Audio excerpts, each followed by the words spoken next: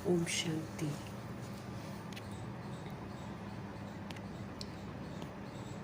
बाबा हम आत्माओं को समझ दे रहे हैं कि जो जग रहा है उसको बदलना है। अगर हम दूसरों का इंतज़ार करेंगे तो फिर ना हम बदल पाएंगे ना दूसरे बदल पाएंगे। इसीलिए जब मुझे समझ मिल रही है, मुझे पढ़ाया जा रहा है, तो मुझे अपने पर नज़र रखकर अपना परिवर्तन करके फिर दूसरी रूहों को परिवर्तन करने में मदद करनी है। ये हम आत्माओं का कर्तव्य है। यथार्थ रीति हर बात समझाने वाले शिव पिता परमात्मा जी का तहे दिल से हम धन्यवाद करेंगे और हर बात यथार्थ रीति समझकर उसको अमल में लाने वाले व्यक्त ब्रह्मा, अव्यक्त ब्रह्मा को बड़ी माँ, big brother, great great grandfather का रोल प्ले करने वाली आत्मा ब्रह्मा जी का धन्यवाद करेंगे। धन्यवाद करते हुए दोनों ज़बरदस्त लाइट्स को हाजिर नाजिर करते हुए उनके महावाक्य उन्हीं से हम समझेंगे और ये जो समझ है पूरे वायुमंडल में, पूरे तत्वों में, पूरी प्रकृति में फैले, ये दिल से दुआ करेंगे। फिर यही समझ जो है यूनिवर्स में जितने मौजूद हम आत्माओं के आत्मा भाई हैं, सभी रूहों तक प्रभु जी की समझ पहुँचे। उन रूहों तक पहुँचे जो इस समय वृद्ध शरीरों में हैं, उन रूहों तक पहुँचे जो हमारे साथ नकारात्मकता से कनेक्टेड हैं, उन रूहों तक पहुँचे जो हमारे साथ लौकिक में कनेक्टेड हैं। सभी रूहों का बुद्धि का योग अब हम आत्माओं से हट जाएं और परमपिता परमात्मा जी के साथ लग जाएं। हर आत्मा अपने स्वधर्म में लौटे, दिल से दुआ करेंगे। जब जब हम मुरली पढ़ें तब तक बाबा की जो समझ की खुशबू है वो सभी रूहों तक पहुँचे। उन रूहों तक पहुँचे जो रोज़ शरीर छोड़ रहे हैं या तो उनसे छुपाया जा रहा है, ऐसी रूहें जो बेचैन हैं, ऐसी रूहों से संबंधित जो उनके रिश्ते हैं जो बेचैन हैं, सभी रूहों तक प्रभु जी की समझ पहुँचे। मीठे परमात्मा जी की समझ उन रूहों तक पहुँचे जो गर्भ में प्रवेश कर गई हैं, जो हॉस्पिटलों में पीड़ित हैं, घरों में पीड़ित अवस्था में हैं, प्राकृतिक आपदाओं के शिकार हैं, दैहिक हिंसाओं के शिकार हैं, माया के प्रकोप के कारण अलबेली हो गई हैं, तंत्र मंत्र के कारण अलबेली हो गई हैं, जो वाम मार्ग में चली गई हैं, जो वाम मार्ग में जाने की तैयारी कर रही हैं, सभी रूहों तक प्रभु जी की समझ पहुँचे और सभी आत्माएं अपनी पवित्रता के स्वधर्म में वापस लौट आएँ। दिल से दुआ करेंगे। मीठे परमपिता परमात्मा जी की समझ उन रूहों तक पहुँचे जो इस समय कुमार कुमारियों के शरीरों में हैं, जो छोटे शरीरों में हैं, ऐसी रूहों तक प्रभु जी की समझ पहुँचे जो अपनी संस्था बनाकर बैठे हैं, खुद भी गुमराह हैं, दूसरों को भी गुमराह कर रहे हैं। सबको सद्बुद्धि आए। मीठे बाबा की मीठी खुशबू जो है समझ की, वो उन रूहों तक पहुँचे जो भिन्न भिन्न सत्ताओं में बटी हुई हैं, भिन्न भिन्न वर्गों में बटी हुई हैं, भिन्न भिन्न मठ पंथों में बटी हुई हैं, भिन्न भिन्न जातियों में बटी हुई हैं। सभी रूहों तक प्रभु जी की समझ पहुँचे। मीठे परमात्मा जी की समझ उन रूहों तक पहुँचे जो वैश्याएँ बन गई हैं, जो गणिकाएँ बन गई हैं, देह के धंधे करती हैं और जो देह के धंधे उनसे करवाते हैं। ऐसी तमाम रूहों को पवित्रता के सागर का आकर्षण हो जाए और सभी आत्माएं देह के धंधे को छोड़ दे। दिल से दुआ करेंगे। भूत प्रेत आत्मा बन गई जो आत्माएं हैं उन तक प्रभु जी की समझ पहुँचे, सब पवित्र बने, सब घर वापस चलने को तैयार हो जाएं। तंत्र मंत्र रिद्धि सिद्धियों में जो उलझी हुई आत्माएं हैं, तांत्रिक विद्या कर रही हैं, दूसरों को दुख देकर खुश हो रही हैं, ऐसी रूहें पुनः अपने स्वधर्म में लौटे। दिल से दुआ करेंगे। यादव कौरव यवन बन के जितनी आत्माएं हैं जो विनाश के निमित्त हैं, ऐसी रूहों तक भी प्रभु जी की समझ पहुँचे।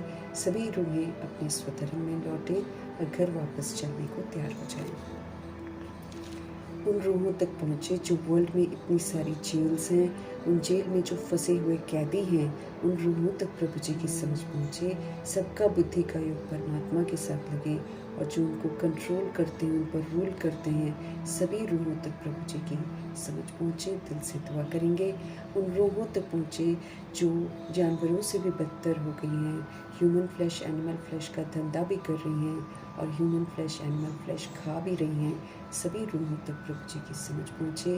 आत्माएं पुनः अपने सतोगुणी स्वधर्म में लौटें। दिल से दुआ करेंगे।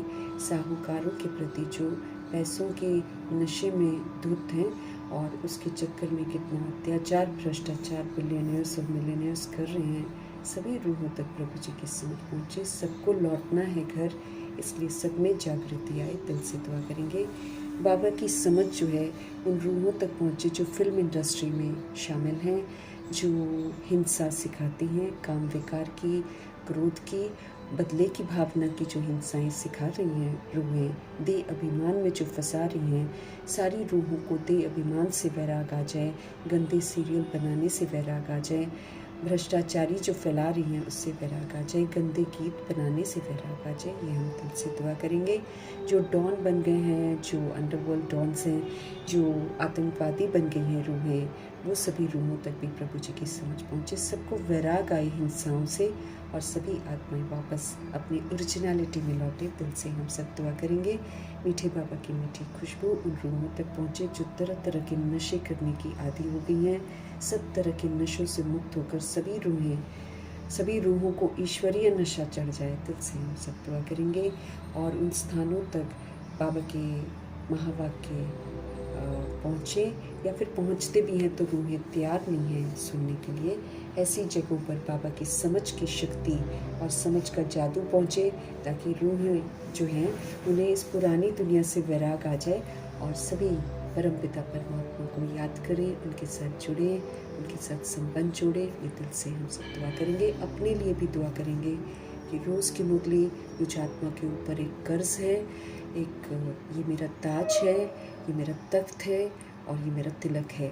इस ताज, तख्त और तिलक को हम बरकरार रखें सारा दिन, और सारी की सारी चीज़ें जो बाबा बोल रहे हैं वो हम करते रहें और अपने आप को सब तरह के कर्ज़ों से मुक्त करें। जन्म जन्मांतर की जो एहसान फरामोशी हमने दिखाई है, उस एहसान फरामोशी से भी हम सब बाहर आएँ।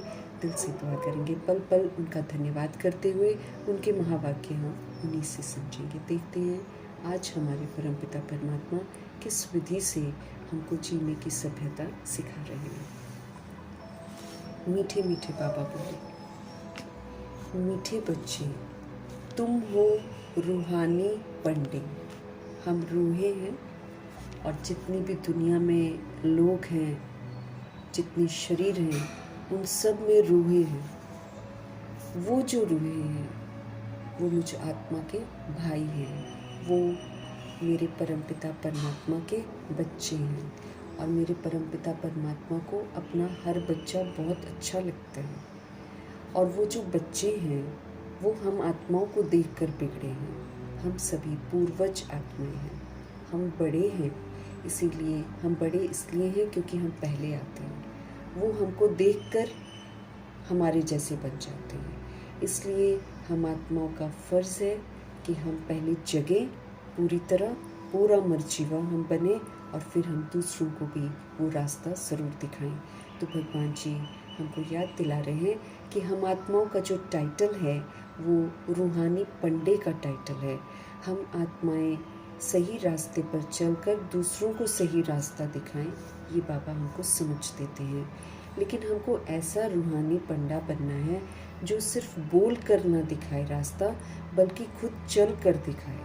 जो रूह जागृत अवस्था में है, जो रूह अपने आप को सारा दिन रूह समझती है, वही रूहानी पंडा बन सकती है। हम देह अभिमान में या देह के भान में रूहानी पंडा नहीं बन सकते हैं। हम रूहों को रास्ता तभी दिखा सकते हैं जब हम खुद वो रूहानी वाली स्थिति में रहेंगे। इसलिए हमको ध्यान रखना है कि रूहानी पंडा मतलब रूह बनकर फिर पाठ बजाना है। बॉडी कॉन्शियसनेस वाला रूहानी पंडा नहीं बन सकता है, क्योंकि अगर हम बताएंगे भी तो किसी को बात थोड़ी देर के लिए अच्छी लगेगी, लेकिन वो उस रास्ते पर नहीं चलेगा। इस बात का हमको विशेष ध्यान रखना है।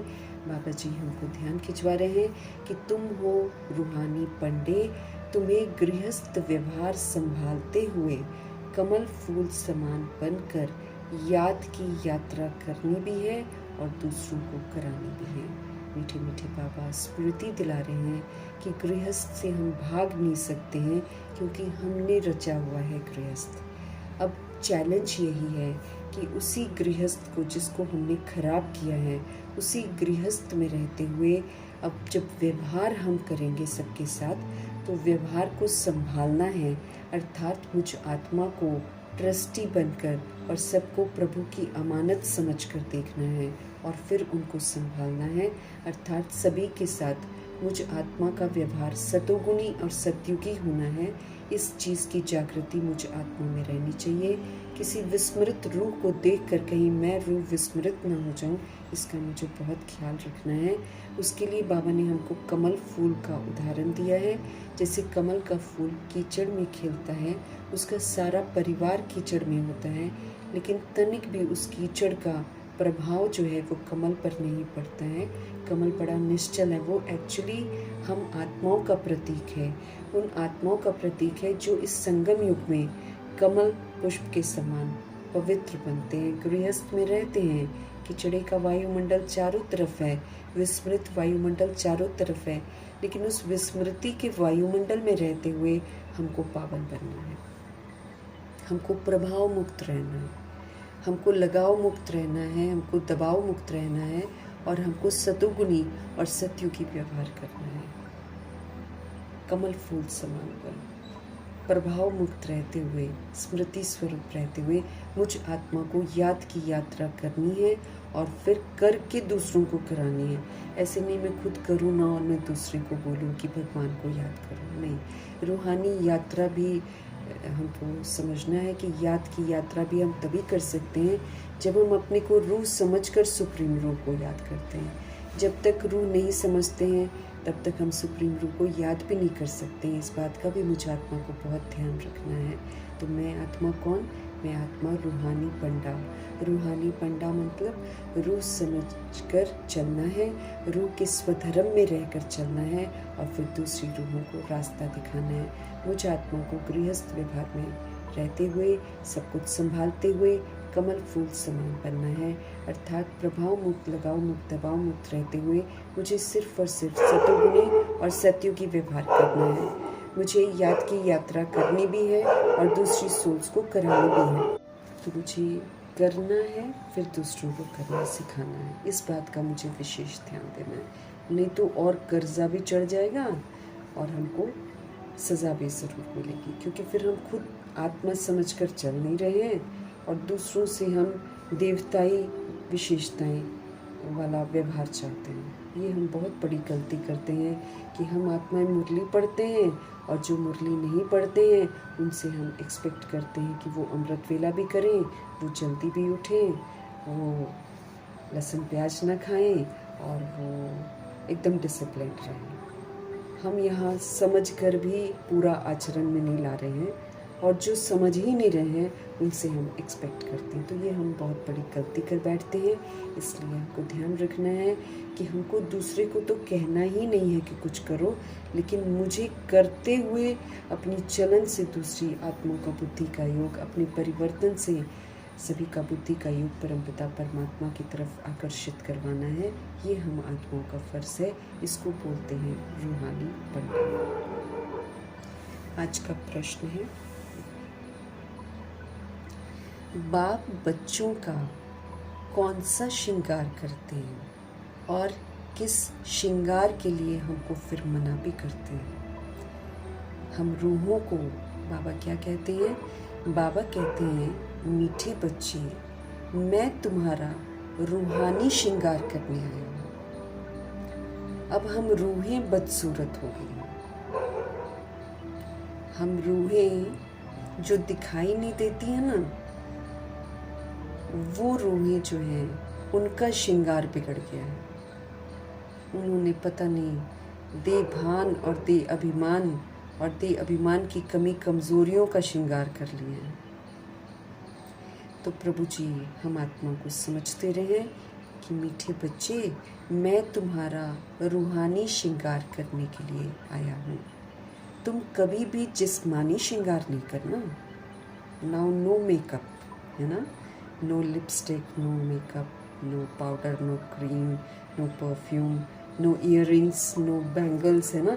सब कुछ सारा श्रृंगार जो हम पहले करते थे देह को सजाने के लिए, क्योंकि हम देह की तरफ सबको आकर्षित करते हैं, या फिर हम अपनी अमीरी को दर्शाते हैं कि हमारे पास इतने सोने का ये है वो है ऑल दैट ना। जब हम भगवान के पास आते हैं तो हमारी ज़रूरतें ही बिल्कुल कम हो जाती हैं। कायदे से देखा जाए तो हमको ज़्यादा कमाने की ज़रूरत ही नहीं है, क्योंकि सारी चीज़ें बाबा हमको सब चीज़ों से मुक्त करते हैं। खान पान में सादगी कहते हैं, लाओ सात्विकता लाओ, तो सात्विकता में बहुत सादगी है। रहन सहन में बाबा ने कभी नहीं बोला कि तुम 10 जोड़ी कपड़े खरीदो, उल्टा वो बोलते हैं कि चत्तियों वाला कपड़ा पहनो ताकि तुम्हारा घमंड टूटे, दे अभिमान ना आए। फिर खाने पीने में कम, पहनने में कम, रहन सहन में वो बोलते हैं कि बिल्कुल सादगी में रहो। सब कुछ तो हमारा बिल्कुल सिंपल कर दिया बाबा ने, तो हमें ज़रूरत नहीं है ज़्यादा की, लेकिन ये तो हम अपनी पर्सनल ज़रूरतें ज़्यादा बढ़ाते हैं, फिर उसके लिए हम कमाने भागते हैं। मिलेगा हमको कुछ भी नहीं, सच्ची कमाई हमको करनी है। तो प्रभु जी हमको समझ देते हैं कि तुमको ये बाहर का श्रृंगार तो करना ही नहीं है, बॉडी का श्रृंगार है वो तो, जो हम श्रृंगार करते हैं, जो भी चूड़ियाँ पहनते हैं या सोने की चेन पहनते हैं या कानों में जो भी हम पहनते हैं, वो सारा क्या है, बॉडी को श्रृंगार रहे हैं। लोगों को क्या दिखा रहे हैं, अपना शरीर दिखा रहे हैं, उल्टा उनका दिमाग भी खराब कर रहे हैं। क्योंकि अगर हम पहनते तो बहुतों को तो वो होने लग जाता है, वो फिर अपने घर वालों को बोलते हैं हमें भी खरीद के दो, देखो उनके साथ। क्योंकि जब रिश्तों में आते हैं ना तो ये वाला कंपटीशन बहुत शुरू हो जाता है, फिर उसको देखकर उसको तो हम तो दूसरे को भी मुसीबत में डालते हैं। और अपने घर में अपना आलीशान घर बनाएंगे, दूसरों को भी होता है हाँ चलो हम भी बनाएं। अपने घर में ये लेकर आएंगे, दूसरे जो घर में आते हैं वो भी सोचेंगे हमारे घर भी आए। अच्छा खान पान करेंगे, दूसरा सोचेगा हम भी करें। ऐसे करके ना हम लोग सभी आत्माओं को फिर वही कहीं ना कहीं हम कंपटीशन में लाते हैं। और सारी रूहें जो हैं, तो हमको रूहानी श्रृंगार अपना करना है। रूह अंदर से बदसूरत हुए जा रही है, ऊपर से ज्वेलरी पहन रही है, ऊपर से वो, तो ये लालच भी देखो कितना बढ़ जाता है। फिर लोगों को डाउरी की चाहना होने लग जाती है। हमारे पास भी गाड़ी आए, हमारे पास भी ज्वेलरी आए, हमारे पास भी सोना है, हमारे पास इतना लाख रुपया, क्यों आ रहा है ये सारा? सब एक दूसरे को देखकर, सीरियल्स में देखकर, एक दूसरे के स्टैंडर्ड को देखकर सारी दुनिया मरी पड़ी है। एक दूसरे को देख देख कर ही सब डूबते चले जा रहे हैं। उस चक्कर में न जाने कैसी कैसी हिंसाएं भी कर बैठते हैं। तो बाबा हमको समझ दे रहे हैं कि हम आत्माओं को अब जिस्मानी श्रृंगार नहीं करना। कितना ना बाबा ने हमको फ्री कर दिया है, हम जिस्मानी श्रृंगार हमको बिल्कुल नहीं करना है, सिंपल रहना है। बाबा तो हमको ये बोलते हैं कि जितना हो सके आप ऐसे बनो कि आपका शरीर किसी को दिखाई न दे। आप इतनी सादगी में आ जाओ कि आप दिखाई ही ना दो। तुम बेगर हो, तुम बेगर हो। दुनिया में तो हम मांगते ही रहते हैं भगवान से, ये दे दो, वो दे दो, वो दे दो, वो दे दो, है ना। लेकिन अभी हमको कैसा वाला बेगर बनना है? हमको तन मन धन संबंध संपर्क जो भी हमारे पास है सब प्रभु समर्पण करके फिर प्रभु के डायरेक्शन के प्रमाण मुझे उन चीज़ों को यूज़ करना है। ये सोना होना तो इतना अभी भी देखो कईयों के लिए बहुत मुसीबत बन जाता है। पहनते हैं तो लोग उसको, क्योंकि अभी तो चोरी डकैती और बढ़ेगी, क्योंकि बेरोज़गारी बढ़ रही है ना, जॉब से निकाले जा रहे हैं, कईयों को जॉब्स नहीं है, तो वो क्या करेंगे? सब चोरी करेंगे ना। तो कितने लोग हैं जो इधर उधर राह में चलते हुए, बाबा तो बोलते हैं ये मुसीबत बन जाएगा ज्वेलरी, लोग छीनेंगे और उस चक्कर में आपका पीछा करेंगे। इस तरह की हरकतें अब बहुत बढ़ने वाली। तो हमको तो इन चीज़ों से भी बाबा ने फ्री कर दिया है। छोड़ो, कुछ पहनना ही नहीं, ना पहनने की चाहत रखो, ना उसके लिए भागो और पैसा कमाते रहो। भागते रहते पैसा कमाते रहते हैं और फिर जीवन ख़त्म। उसके बाद क्या होता है? सबका जीवन ख़त्म, कुछ भी नहीं, यहीं पर जो कमाया धमाया यहीं पर छोड़ जाते हैं। तो हमें जिस्मानी श्रृंगार के लिए कुछ भागने की ज़रूरत नहीं है। कभी भी जिस्मानी श्रृंगार हमको नहीं करना है। हम सब बेगर हैं उल्टा भी। तुम्हें फैशन का तो शौक ही नहीं होना चाहिए, बिल्कुल नहीं होना चाहिए कि हम ये करें, उल्टा और मुसीबत लगती थी। तो बाबा कहते हैं दुनिया बहुत ख़राब है, इसलिए ज़रा भी शरीर का फैशन नहीं करो। ये जो बाहर से लीपा पोती करके अपने आप को दिखाती हैं, फिर लोग पड़ जाते हैं पीछे, उठा के ले जाते हैं उठा के ले जाते हैं, या तो उसे लूट लेते हैं या तो उसका बाहर ही लूट लेते हैं, या फिर उसकी इज्जत ही लूट लेते हैं। आजकल क्या हो रहा है यही तो। और बन ठन के निकलती हैं और छोटे कपड़े पहनकर निकलती हैं, फिर बोलते हैं हमारे साथ ऐसा हो गया, हमारे साथ वैसा हो गया। सबकी दृष्टि वृत्ति को गंदा करती हैं। वो दृष्टि वृत्ति जिसकी गंदी होती है, मूवीज़ देखते ही हैं सारे लोग, सीरियल्स देखते ही हैं सारे लोग, फिर किसी न किसी के पीछे पड़ जाते हैं। और पड़ जाते हैं तो आजकल इतना अंधा दिमाग हो गया है कि काम विकार के चक्कर में कुछ भी कर सकते हैं, किसी का खून भी कर सकते हैं, कुछ भी कर सकते हैं। इसलिए बाबा बोलते हैं, पहले से ही समझाते हैं, भैया ज़माना बहुत ख़राब है, दुनिया बहुत ख़राब है, अभी तो लूटेगी, अभी तो लूटने का टाइम आ गया है। इसलिए ज़रा भी शरीर का हमको फैशन नहीं करना, जितना रहें हम गुप्त रहें, कोई भी ना देखे, वो ज़्यादा अच्छा, नहीं तो रोते रह जाएंगे ना। बाबा ने तो ये बोला है कि कलयुग की खूबसूरती भी एक अभिशाप बन जाएगी, क्योंकि जो किसी को बाहर से खूबसूरत लगेगा उसको कोई छोड़ेगा नहीं, उठा के ले जाएगा। तो फिर क्या फ़ायदा, फिर रोएंगे कल्पेंगे, फिर उठा के भी क्या करते हैं आजकल, पूरा उसको यूज़ कर लेते हैं, यूज़ करके उसको उठा के नीचे फेंक देते हैं, लहू लुहान करके भाग जाते हैं। ऐसा हो रहा है ना, ओपन ही हो रहा है सारा कुछ। फिर सरकार तो कुछ करने वाली है नहीं, ना जुडिशरी कुछ करने वाली है। भागते रहो, रोते रहो, कलपते रहो, अदालत में लड़ते रहो, क्रिमिनल केसेस जीतते हैं। तो इसलिए बेस्ट है हम श्रीमत पर चलें, सादगी में रहें, गुप्त रहें, वो ज़्यादा कहीं हमारे लिए अच्छा है। हर चीज़ में बाबा की शिक्षाएं जो हैं हम रूहों के लिए कल्याणकारी हैं, क्योंकि ये जो कलयुग है ये देह अभिमान की दुनिया है, ये काम क्रोध लोभ मोह अहंकार की दुनिया है। इसमें लोभ भी चरम सीमा पर है, मोह भी चरम सीमा पर है, अहंकार भी चरम सीमा पर है, क्रोध भी चरम सीमा पर है, और काम विकार इसके तो लोग क्या बोले, दीवानगी आ गई है सबको।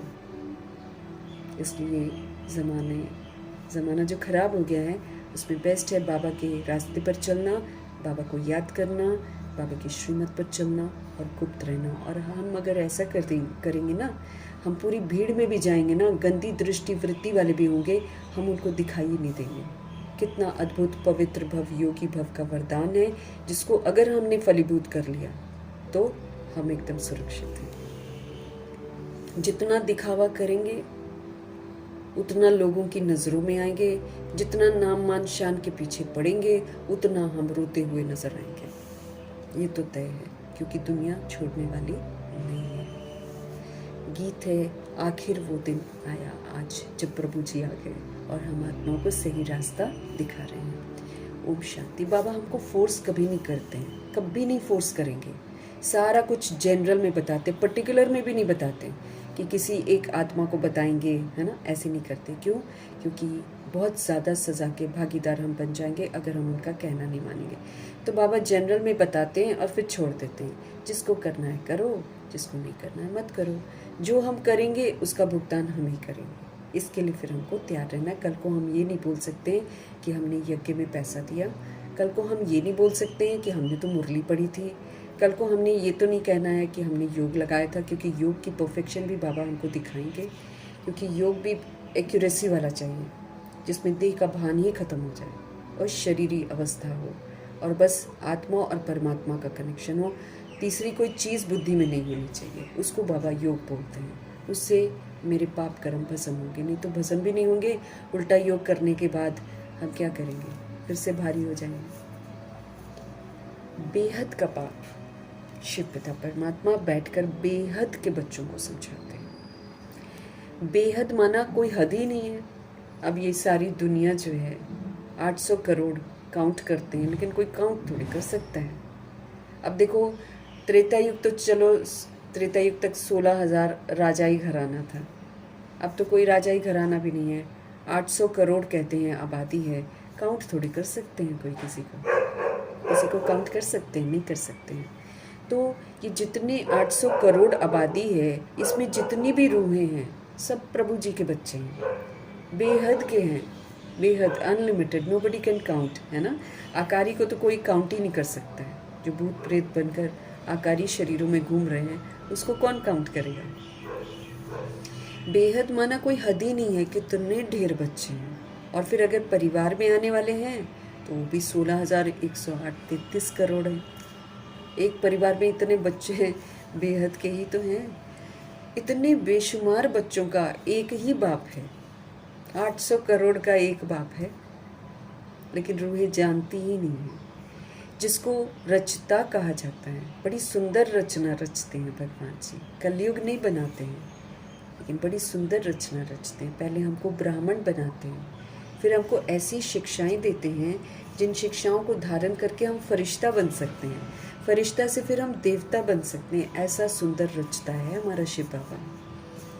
वो है हद के बाबाएं। ये जो दुनिया में कितने ढोंगी बाबाएं हैं, ये तो हद के हैं। ये है बेहद के रूहों का बाप है। ये 800 करोड़ रूहें हैं, तो 800 करोड़ रूहों का ये बाप है, और ये अविनाशी है, कभी भी नहीं बदलता। उस समय साथ देता है जब देहधारी छोड़ देते हैं। ये तो सच्चा बाप है हमारा। देहधारी तो हम कितने रिश्ते ले लेते हैं। देह अभिमान में 63 फादर, 63 मदर, और अगर शादियां की होंगी तो 63 शादियां 63 पति को बोला होगा तुम ही मेरे पति हो और सबको छोड़ छाड़ के अगला जन्म, फिर नया जन्म, नई जगह, नया बच्चा, फिर नया कार्मिक अकाउंट, फिर ये। इसीलिए क्या कहते हैं आत्मा को? द्रौपदी। उसमें तो द्रौपदी को 5 पति दिखाते हैं ना। यहाँ पर आत्मा रूपी द्रौपदी 63 जन्म में 2 बार मेल बॉडी, 2 बार फीमेल बॉडी, तो 2 बार किसी का हस्बैंड बनती है, तो 2 बार किसी का वाइफ बनती है। कुछ बच्चे हैं जो मातेश्वरी की तरह इस 63rd जन्म में विकारी हत्याला नहीं पाते हैं।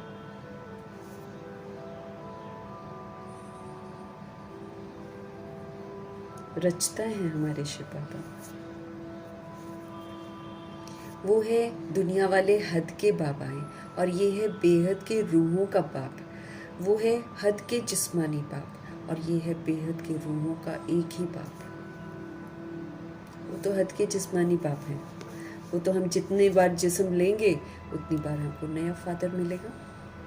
अभी बॉडी छोड़ेंगे, अगर दूसरा जन्म लेना होगा तो दूसरे जन्म में जाएंगे, किसी और के गर्भ में प्रवेश करेंगे। वहाँ फिर जब हम निकलेंगे वो हमको बोलेंगे हम तुम्हारे मम्मी पापा हैं।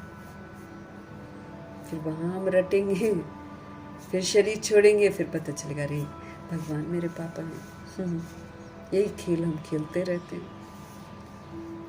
तो हद के बाबा, और ये है बेहद के रूहों का बाप। वो है हद के जिस्मानी बाप, वो बॉडी के फादर हैं, और ये है बेहद के रूहों का एक ही बाप, ओनली वन गॉड फादर, जिसको भक्ति मार्ग में सब रूहें याद करती हैं पर जानती नहीं है, क्योंकि कोई बता ही नहीं पाता है। धर्म स्थापक भी अपनी अपनी कैपेबिलिटी के अनुसार जितना समझते हैं उतना बता पाते हैं, क्योंकि बच्चे बाप का परिचय नहीं दे सकते हैं। बाप का परिचय तो खुद बाप ही देते हैं।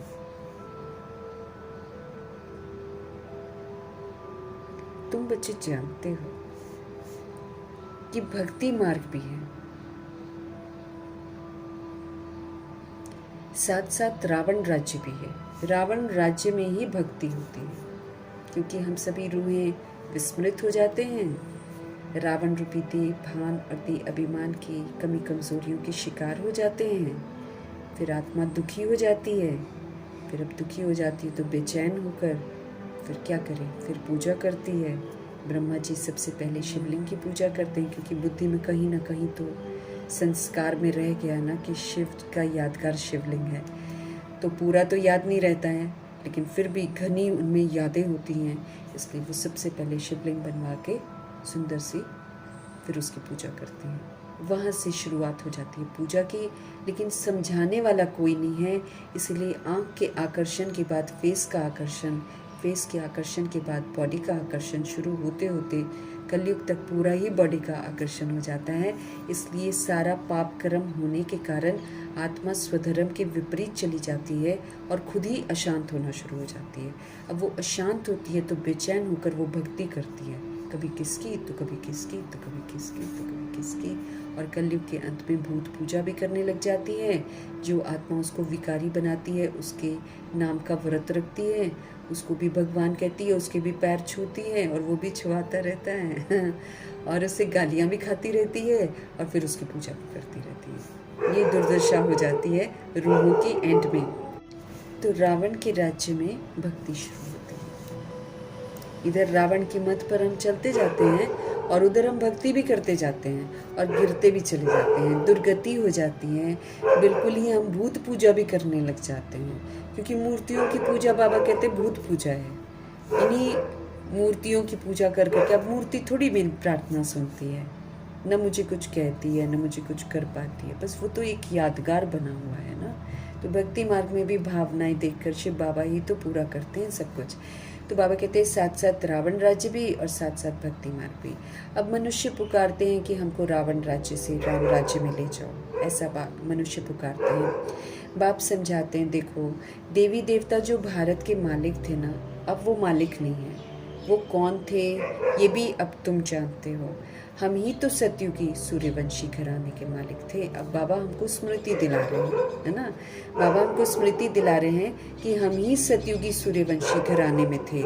लेकिन अब ये वाली जो स्मृति है, इसको स्मृति में रख कर फिर मुझे वैसा बनना है, ये हमको कहा जाता है।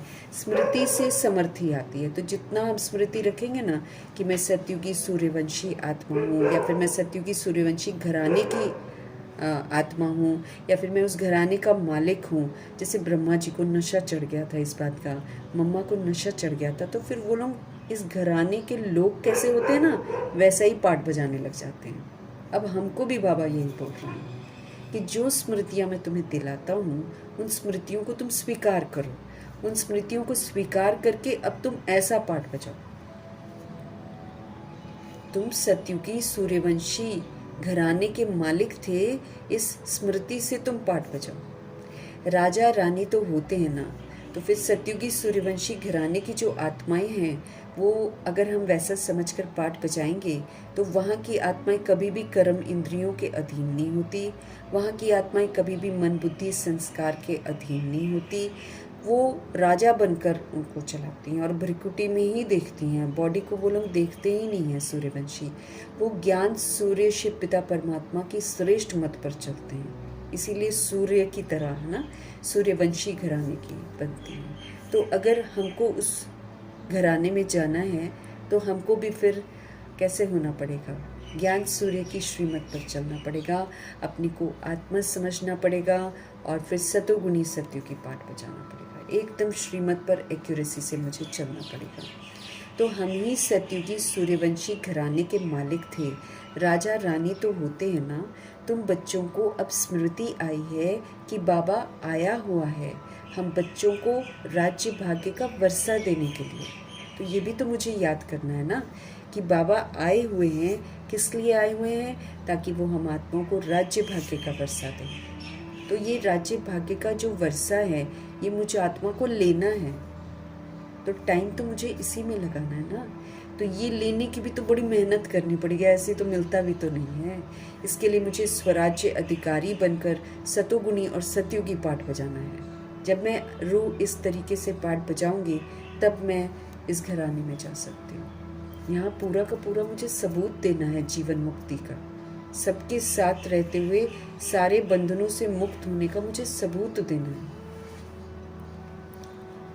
तो तुम बच्चों को अब स्मृति आई हुई है कि बाबा आए हुए हैं, तो ये टाइम तो राज्य भाग्य का वर्षा लेने का है। ये कलयुग में जीने का टाइम थोड़ी है, ये तो विश्व का मालिक बनने का टाइम है। बाप कहते हैं अब सब भक्ति मार्ग में है। भक्ति मार्ग को ही रावण का राज्य कहा जाता है। भक्ति भी इस वक्त तमो प्रधान बन गई है।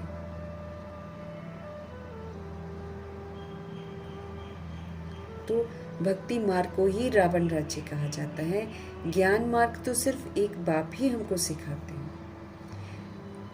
उस बेहद के बाप को भक्ति मार्ग में सब याद करते हैं। अभी तुमको 21 जन्म के लिए ज्ञान की राजधानी मिलती है, फिर आधा कल्प तुम पुकारेंगे ही नहीं। इस समय अभी तुमको 21 जन्मों के लिए ज्ञान की राजधानी मिलती है, फिर आधा कल्प तुम पुकारेंगे ही नहीं। हाय राम, हाय प्रभु कहने की दरकार ही नहीं रहेगी। हाय राम तब करते हैं ना जब दुखी होते हैं। तुमको वहाँ दुखी नहीं होता है। अभी तुम जानते हो ये भी एक खेल है, बस इसको खेल की तरह देखना है हमको। आधा कल्प है ज्ञान का दिन, जो हम अभी समझ प्राप्त करते हैं उसको हम जितना धारण करते हैं उसके अनुसार हम 2500 वर्ष के दिन में जाते हैं। भक्ति है रात। भक्ति क्या करती है, वो हमको नीचे ही उतारती है। हम कभी उसको भगवान कहते हैं, कभी हम उसको भगवान कहते हैं, कभी हम उसको भगवान कहते हैं, तो हम नीचे ही उतरते चले जाते हैं। तो बाबा हमको कह रहे हैं आधा कल्प है ज्ञान का दिन और आधा कल्प है भक्ति की रात। भक्ति क्या करती है? ये हमको नीचे उतारती है। तुम बच्चों की बुद्धि में सीढ़ी का नॉलेज ज़रूर चाहिए कि कैसे हम रूहें नीचे उतरती है, क्या ऐसा होता है जिससे हम बिल्कुल ही दुर्गति में जाते हैं। ये हमको सीढ़ी का चित्र दिखाता है। तो जब सीढ़ी की नॉलेज हमको हो जाएगी तो फिर हम गलत नहीं करेंगे ना, भगवान के अनुसार तो फिर हमको गलत नहीं करना चाहिए। तुम बच्चों की बुद्धि में सीढ़ी की नॉलेज ज़रूर चाहिए। बाप समझाते हैं कि ये 84 जन्मों का चक्र है। इस चक्र को जानने से हम सभी रूहें चक्रवर्ती राजा बन जाएंगे। इसलिए बाबा चित्र भी बनवा रहे हैं जिससे सिद्ध हो जाए कि हम इस चक्र को जानने से 21 जन्म के लिए राज्य भाग्य लेते हैं। बाबा कहते हैं आप चित्र भी ऐसे जो बाबा बनवाते हैं, बाबा कहते हैं उसको लोगों के सामने लाओ जिससे सिद्ध हो जाए कि हम सभी रूहें चक्र को जानने से 21 जन्म के लिए राज्य भाग्य लेते हैं। जो चक्र को जानना मतलब फिर जानकर समझकर चलना। जानना बाबा इसी को बोलते हैं। जब हम जान गए हैं तो फिर हम समझ के अनुसार पाठ बजाएंगे, और जब हम समझ के अनुसार पाठ बजाएंगे तो 21 जन्मों के लिए हमको राज्य भाग्य मिलता है भगवान जी से। 2500 वर्ष की राजधानी का राज्य भाग्य मिलता है। अभी तुम बहुत हो गए हो, बड़ी रूहानी शक्ति सेना बनी है। तुम सब पंडे हो। बाबा भी पंडा है, वो हमको रास्ता दिखाते हैं। हम फिर भगवान के द्वारा दिखाया हुआ रास्ता दूसरी रूहों को दिखाते हैं। पंडा अक्षर शुभ है। यात्रा पर ले जाने वाले पंडे होते हैं। यात्री जाते हैं तो उनको फिर एक गाइड मिलता है जो फिर बताता है कि देखो ये जगह ऐसी है वगैरह वगैरह। तो यात्री जो जाते हैं ना तो उनको एक गाइड मिलता है कि इनको ये सब दिखाओ।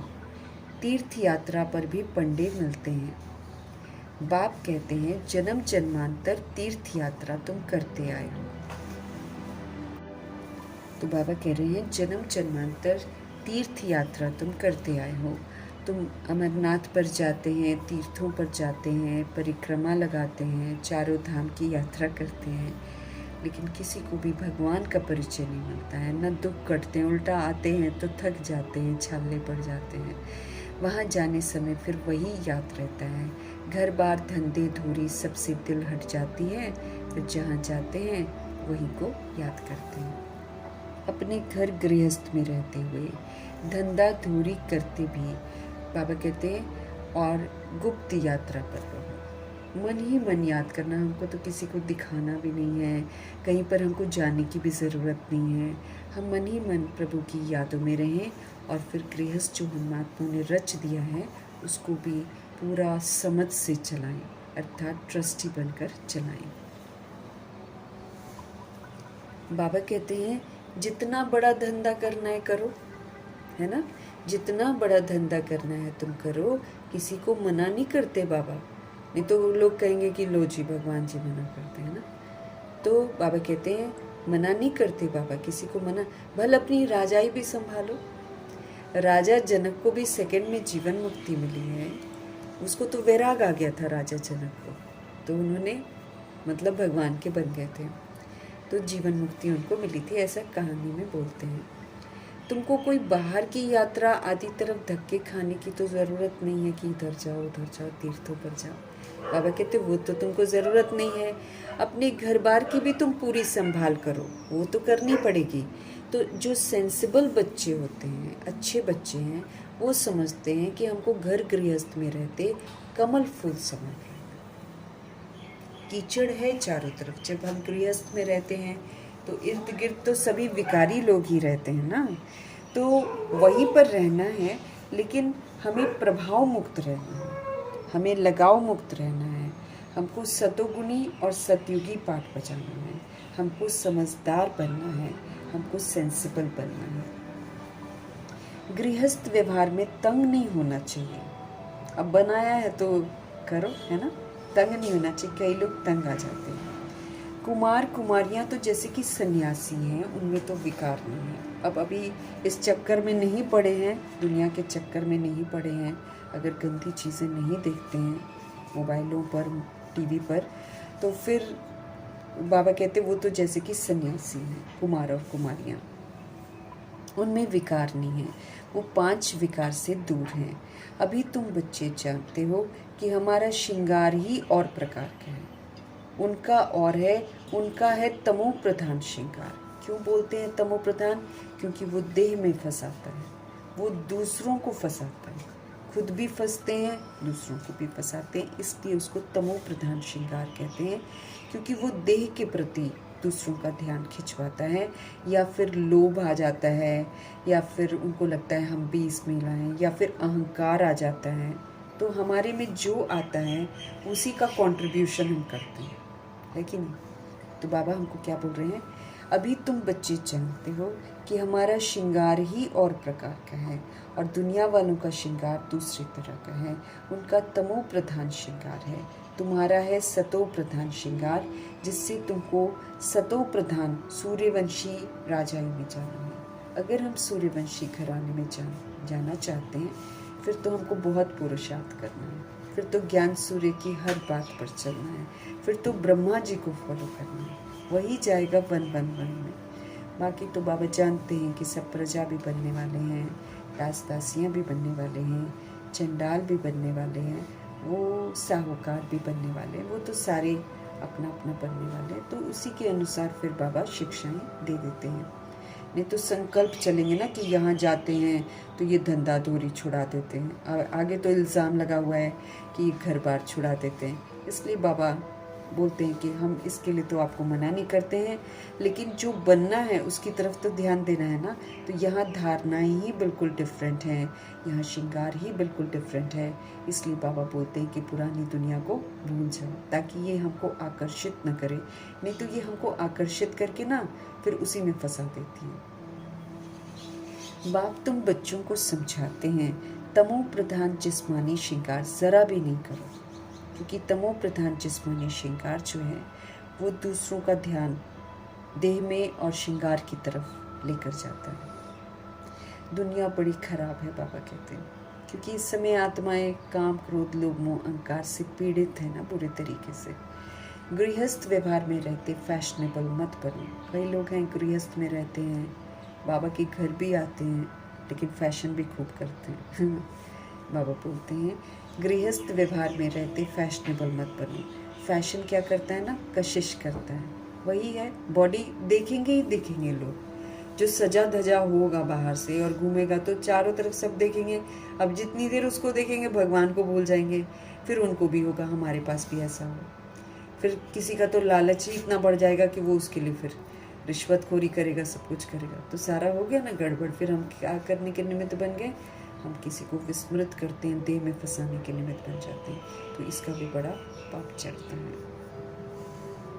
दादी गुलजार ने बहुत पहले समझाया था कि हम आत्माओं को ऐसे रहना है कि कोई हमको न देखे। अगर कोई की नज़र मेरे पर जाती है और किसी की दृष्टि वृत्ति अगर हमारी तरफ से, हमारी वजह से उसकी खराब हो जाती है, सज़ा हमको मिलेगी। ये भी बोला था उन्होंने, इसलिए कपड़ों पर बोला था कि कपड़े सादगी से पहनना, क्योंकि अगर किसी का ध्यान हमारी वजह से हमारी तरफ चला गया तो फिर वो मेरा कार्मिक अकाउंट बन गया, पाप बन गया, उसको मैंने विस्मृत किया। मुझे तो क्या करना है, मुझे तो भगवान की स्मृतियों में रहकर दूसरों को भी स्मृति दिलानी है। तो जितना हम सोल कॉन्शियस होंगे उतना हम लोगों का ध्यान परमात्मा की तरफ खिंचवा सकेंगे। तो इस बात का भी हम लोग जिम्मेवार आत्मा है। माना दादी सूर्यवंशी घराने में आने के लिए जो समझ देनी चाहिए ना, वो समझ दे रही थी। बाकी तो जो सुनते हैं वो सुनते हैं, जो नहीं सुनते हैं वो नहीं सुनते हैं। वो तो फैशन क्या करता है, बाबा कहते हैं वो अट्रैक्ट करता है, कशिश करता है। इस समय खूबसूरती अच्छी नहीं, देखा ये बहुत पहले भी मैंने पढ़ा था। इस समय खूबसूरती बिल्कुल अच्छी नहीं। जो आजकल के समय में लोग सोचते हैं ना कि हम खूबसूरत बने, हम ऐसे बने, हम वैसे बने, बाबा कहते खूबसूरती अच्छी नहीं है। काले हो तो अच्छा है, कोई पंजा नहीं मारेगा, क्योंकि बाबा जानते हैं ना ये विकार हमला करने वाले हैं बहुत ज़बरदस्त। तो जब रूहों के अंदर में विकार घुस जाएगा और फिर इतनी सारी रूहें जो होलसेल में मरती हैं ना, तो वो जो मरने वाली सोल है, अगर उसकी बुद्धि कामी होगी, क्रोधी होगी, लोभ वाली होगी, मोह, वो बॉडी में घुसेगी ही घुसेगी अपनी तमन्ना को पूरी करने के लिए, क्योंकि विकार हमला करेंगे ना। तो बाबा ने बोला था एक एक शरीर में 5-5 आत्मा घुस जाएगी। अब सोचो, पांचों में अगर काम, क्रोध, लोभ, मोह, अहंकार होगा चरम सीमा पर, तो आप नहीं भी करते होगे, आप वही काम कर रहे होगे सारा का सारा। आप जैसे कि चलो बाबा के ज्ञान में चलते हैं, है ना, लेकिन धारणा ही नहीं कर रहे हैं।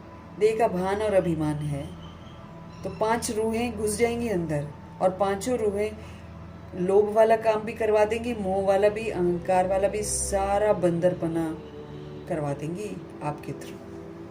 इतना खतरा है। ऐसे नहीं बोलते बाबा हमको कि पवित्र भव, योगी भव। हमको ज़्यादा बन ठन के रहना ही नहीं है, हमको ज़्यादा दिखावा करना ही नहीं है। अगर हम ज़्यादा खराब रहते हैं या कुछ जैसे देखने में अच्छे नहीं होते हैं ना कई बार, तो फिर वो कल्याणकारी है बाबा कहते हैं। क्योंकि कलयुग ऐसा है, हमको ध्यान रखना है। 8 पेपर होंगे, सारी रूहें जितनी भी है ना गंदी दृष्टि वृत्ति वाली बन जाएंगी, दैहिक दृष्टि हो जाएगी, देह के प्रति ही सारा झुकाव होगा सबका। भूत प्रेत आत्मा का पेपर, लौकिक का पेपर, अलौकिक का पेपर। अलौकिक में भी हम बहुत कुछ देखेंगे, हक्के बक्के रह जाएंगे, बहुत रूहें शादियां करेंगी अभी। फिर साधन नहीं मिलेंगे, फिर 5 तत्व हमला करेंगे, फिर 5 विकार। ये चरम सीमा पर जाएंगे बाबा ने बोला है। इसलिए बाबा हमको क्या बोल रहे हैं, इस समय अगर कोई सोचता है ना कि हम खूबसूरत बने या खूबसूरती दिखाएं, अच्छी नहीं है बाबा कहते हैं। उठा के ले जाएंगे, और उठा के मिसयूज करके, उठा के लहू लुहान करके फेंक देंगे, खत्म कर देंगे, फेंक देंगे उठा के। कितनों को फेंक रहे हैं। बसों में जाना सेफ नहीं, ट्रेन में जाना सेफ नहीं, रात को तो खैर जाना सेफ नहीं। बाबा ने तो बोला ना, निकल ही नहीं पाओगे, ऐसा समय आ रहा है। डर जाएंगे लोग ना। इस समय की खूबसूरती अच्छी नहीं है, तो बच्चों को भी बड़ा सिंपल रखना है। बच्चों में लड़कियां वगैरह जो है बहुत सिंपल रखना है, ताकि कोई उनको देखे ना, क्योंकि छोटे बच्चों को भी उठा के ले जाते हैं। उनको छोटी लड़की पसंद आ जाएगी तो छोटी को भी उठा के ले जाएंगे, लड़कों को उठा के ले जाते हैं, छोटे लड़कों को। तो बाबा स्पष्ट कर रहे हैं भाई, इस समय खूबसूरती अच्छी नहीं है। काले हो ना, अच्छे नहीं हो ना देखने में, और अच्छा है। कोई पंजा नहीं मारेगा बाबा कहते हैं, ये तो पंजे मारेंगे, नोच लेंगे, नोचेंगे। अभी इतना दिमाग सबका अस्त व्यस्त हो जाएगा, जानवर में सल हो जाएंगे ना आत्माएं। खूबसूरत पिछाड़ी तो फिरते रहते हैं, देखते रहते कौन है कौन नहीं है। लड़कियां तो और बन ठन के आजकल निकलती है, अगर सुंदर नहीं है तो बन जाती हैं पार्लर्स में जाकर सुंदर। कितना ना उनके साथ बुरा होने वाला है, इस बात का उनको एहसास नहीं है। अभी है ना थोड़ा सा, फिर भी चलो उठा के ले जाएंगे। बोलो, घर के अंदर से घुस के मध्य प्रदेश में उठा के ले जाते हैं। अगर लड़की पसंद आती है तो कुछ नहीं कर सकता, माँ बाप चिल्लाते ही रह जाते हैं, पुलिस को बुलाता ही रह जाता, पुलिस पहुंचती नहीं है और ना पहुंचेगी।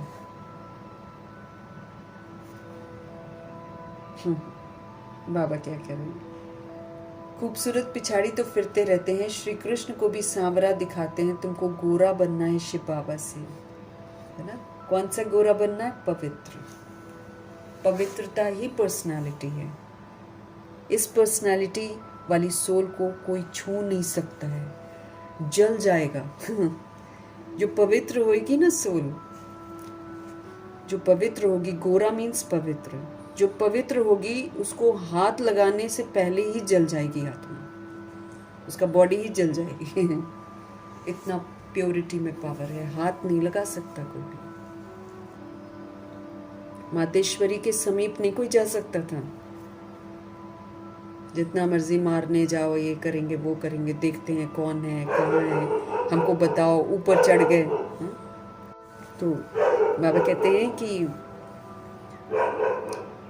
स्वीट मना, अगर हम प्योरिटी में आ जाते हैं ना, तब हम सेफ हैं। तो शिव पिता परमात्मा जैसे हमको गोरा बनाते हैं ना, वैसा वाला हमको गोरा बनना है, मतलब हमको पवित्र बनना है। तुमको गोरा बनना है शिव बाबा से, वो गोरे बनते हैं पाउडर आदि से, दुनिया वाले, है ना। कितना मेकअप करते हैं शादियों में, पता ही नहीं चलता है कि मतलब ब्राइड कैसी है। हाँ, बाद में पता चलता है कि ब्राइड कैसी है। इतना लीपा पोती, इतना सब कुछ। तो जितना अंग प्रदर्शन करेंगे उतना फिर अंगों को कष्ट देंगे लोग, फिर होश में आ जाएंगे, फिर चिल्लाते हैं हमारे साथ ऐसा हो गया वैसा हो गया। वायुमंडल खुद ही फैलाते हैं, खुद मूवीज़ देखते हैं, खुद सेल्फियाँ देते हैं, फिर खुद ही जब कोई तंग करता है तो फिर दुखी होते हैं। बाबा कहते वो गोरे बनते हैं पाउडर आदि से। कितना फैशन है। बाबा कहते बात मत पूछो, साहूकारों की तो सत्यानाश है। जो अमीर लोग हैं ना, उनके बच्चे देखो कैसे बन ठन के निकलते हैं, छोटे छोटे ड्रेसेस पहनेंगी माएँ भी उनकी, तो फिर बच्चे भी उनके ऐसे ही करते हैं। इसलिए बाबा कहते जिनके पास पैसा है ना, उनका तो सत्यानाश है। वो अपने बच्चों को दिखाने के लिए ऐसे ऐसे कपड़े पहनाएंगे, दिखाएंगे लोगों को कि हम इतने रिच हैं, फिर उतना ही भुगतेंगे भी। गरीब अच्छे हैं, बाबा कहते हैं गांव में जाकर गरीबों का कल्याण करना है, परंतु आवाज़ करने वाले बड़े आदमी भी चाहिए ना। मतलब कोई अच्छा पोस्ट पर है, वो बताता है तो लोग सुनते हैं, लेकिन उनको सत्य ही नहीं बताते हैं। तो बाबा कहते हैं तुम सब गरीब हो ना। गरीब मतलब क्या होता है? तन मन धन सब प्रभु के हवाले कर देना, फिर उनके डायरेक्शन पर चलना, वो वाले गरीब हैं हम। जैसे ब्रह्मा जी थे, बिल्कुल बेगर बन गए ना, बिल्कुल बेगर बने तो प्रिंस बन गए, क्योंकि इधर उधर से दिमाग हटा दिया, धन दौलत से, इधर उधर से सबसे दिमाग हटा दिया उन्होंने, परिवार से और सारी चीज़ों से दिमाग हटाकर प्रभु के रास्ते पर चल पड़े। फिर प्रभु ने चलाया। धन दौलत उनकी तरह तो कोई भी समर्पित कर ही नहीं सकता, जिन्होंने ये भी नहीं देखा कि आगे क्या होगा और पीछे क्या होगा, परिवार का क्या होगा, परिवार तक को नहीं कुछ दिया। इसको बोलते हैं ना समर्पण, इसको बोलते पूरा बेगर बन जाना। तो ब्रह्मा जी तो पूरा सच में बेगर बन गए थे, और बेगर बनकर उन्होंने उत्तम पुरुषार्थ करके प्रिंस बनकर दिखाया। जो पूरा नहीं करते हैं, जो धंधे दोरी में रहेंगे, वो थोड़ी प्रिंस बन सकते हैं, क्योंकि वो टाइम नहीं मिलता ना रूहों को पुरुषार्थ करने का। यहाँ तो पुरुषार्थ ही कितना ज़बरदस्त चाहिए। तो हम सब गरीब है ना, कोई साहूकार है क्या यहाँ? तुम देखो कैसे साधारण बैठे हैं सारे के सारे। अब दादियाँ, मनमोहिनी दीदी, ये लोग सब कितने रिच रिच घरों के थे, सब छोड़ छाड़ के प्रभु के बन गए।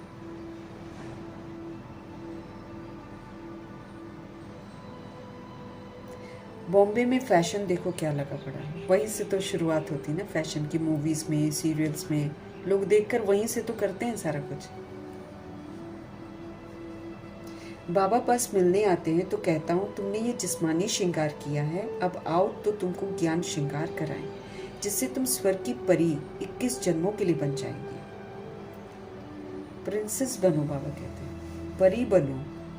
इस श्रृंगार को छोड़ो, जिस श्रृंगार से दुख की प्राप्ति होगी उस श्रृंगार को छोड़ दो। रूहानी श्रृंगार करो, जिससे तुम अभी भी सेफ रहोगे और फिर 2500 वर्ष की राजधानी में तो परी की तरह रहोगे। हमको ज्ञान से श्रृंगार करना है, हमको गुणों से श्रृंगार करना है, हमको शक्तियों से श्रृंगार करना है, उसको फिर समय पर याद करके उसको यूज़ करना है, उसका मुझे सबूत देना है। ऐसे हमको श्रृंगार करना है। रूह का श्रृंगार हो रहा है। रूह जो बॉडी से पार्ट बजाती है, लेकिन जो अभी बॉडी कॉन्शियस हो गई है इसलिए बॉडी का श्रृंगार करती है। उसको पता नहीं है ना कि मैं रूह हूँ। बाबा कहते तुम छोड़ दो। बाबा पास मिलने के लिए आते हैं तो बाबा कहते हैं कि तुमने ये जिस्मानी श्रृंगार किया है ना, अब आओ मैं तुम्हें ज्ञान श्रृंगार कराऊं। तुम ज्ञान से अपने आप को सजाओ, तुम समझदार बनो, जिससे तुम स्वर्ग की परी 21 जन्मों के लिए बन जाएंगी, और फिर तुम सदा सुखी बन जाएंगे। न कभी आप रोएंगे, न कभी आप दुखी होंगे। अभी ये जिस्मानी श्रृंगार तुम छोड़ दो। करती होंगे बच्चे, है ना, इसलिए बाबा बोल रहे हैं तुमको हम ज्ञान रत्नों से ऐसा फर्स्ट क्लास श्रृंगार कराएंगे जो बात मत पूछो, है ना। ज्ञान रत्नों से तुम श्रृंगार करो। अगर मेरी मत पर चलेंगे तो तुमको मैं पटरानी बनाऊंगा, राजाई घराने में लेकर जाऊंगा। ये तो अच्छा है ना, तुम सब भारतवासियों को इस तमो प्रधान आसुरी दुनिया नर्क से भगाए स्वर्ग की महारानी मैं बनाता हूँ। मैं तुम्हें इस दुख धाम से निकालता हूँ, इस नर्क से निकालता हूँ, इस तमो प्रधान दुनिया से निकालता हूँ, इस आसुरी दुनिया से निकालता हूँ, और फिर मैं तुम्हें स्वर्ग की महारानी बनाता हूँ। तुम बच्चे समझते हो, आज हम सफ़ेद पोश में हैं, दूसरे जन्म में स्वर्ग में सोने के चम्मच से दूध पिएंगे। मतलब वो होता है ना, पूरा रिचनेस है, अमीर, गोल्डन स्पून इन माउथ बोलते हैं ना, उसको बोलते हैं कि बहुत साहूकार होंगे।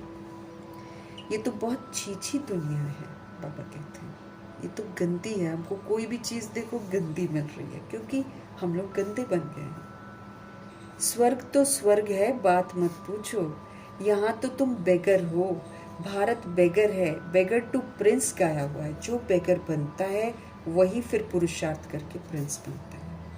जिसका बुद्धि का योग कलयुग में अटका है वो पुरुषार्थ थोड़ी कर पाता है, वो फिर प्रिंस नहीं बन पाता है ना। तो इसलिए बाबा बोलते तुम गरीब हो, तुम तन मन धन से सब समर्पण करते हो बुद्धि से, और फिर अमानत समझकर यूज करते हो, तो फिर बेगर टू प्रिंस बन जाते हो। इस भारत में ही फिर जन्म लेंगे। बाप ने हमको स्वर्ग का मालिक बनाया था, रात और दिन का फर्क है। महान गरीब जिनको खाने के लिए कुछ नहीं होता है उनको ही दान दिया जाता है दुनिया में। पापा कहते हैं जो महान गरीब होते हैं फिर उनको दान दिया जाता है। भारत ही महान गरीब है, बेचारों को ये पता भी नहीं है कि इस समय सब के सब तमो प्रधान है, इसलिए ये गरीबी है। दिन प्रतिदिन सीढ़ी नीचे ही हम उतरते रहते हैं, अभी कोई सीढ़ी चढ़ नहीं सकते। 16 कला से 14 कला, फिर 12 कला, फिर 9 कला, नीचे उतरते ही जाते हैं। ये लक्ष्मी नारायण भी पहले 16 कला संपूर्ण फ्लॉलेस बेदाग थे, फिर 14 कला में उतरते हैं 1250 वर्ष के बाद, फिर 1250 वर्ष के बाद द्वापर में प्रवेश करके गिरती कला में चले जाते हैं। ये भी अच्छी रीति हमको याद करना है। सीढ़ी उतरते उतरते बिल्कुल ही पतित बन जाते हैं। फिर स्वर्ग का मालिक कौन बनाए? ये वर्ल्ड की हिस्ट्री ज्योग्राफी रिपीट होती है, ये भी सब कहते हैं, परंतु अब कौन सी हिस्ट्री ज्योग्राफी रिपीट होती है? ऐसे बोल देते हैं, शास्त्रों में भी बोल देते हैं कि वर्ल्ड की हिस्ट्री ज्योग्राफी रिपीट होती है, ये भी सब कहते हैं, परंतु अब कौन सी हिस्ट्री ज्योग्राफी रिपीट होती है ये कोई भी नहीं जानता। शास्त्रों में तो लिख दिया है कि सतयुग की आयु जो है ना वो लाखों करोड़ों वर्ष की है। शास्त्रों में तो लिख दिया है कि सतयुग की आयु जो है वो लाखों करोड़ों वर्ष है। ऐसा थोड़ी होता है ना, पूछो सतयुग कब आएगा, कहेंगे अभी 40,000 वर्ष और है कलयुग के, उसके बाद आएगा। तुम सिद्ध कर बतलाते हो कि कल्प की आयु ही 5,000 वर्ष की है। इसी में रूहें पुनर्जन्म में आती हैं और चक्र लगाती रहती, मरती नहीं है ना, इसलिए चक्र लगाती रहती है। वो फिर सिर्फ सतयुग को ही लाखों वर्ष कह देते हैं। घोर अंधियारा है। 5,000 साल में देखो दुनिया की क्या हालत हो गई। 40,000 तो हम सोच भी नहीं सकते, और लाख बिल्कुल नामुमकिन। घोर अंधियारा है ना, तो मनुष्य कैसे माने भगवान आया होगा?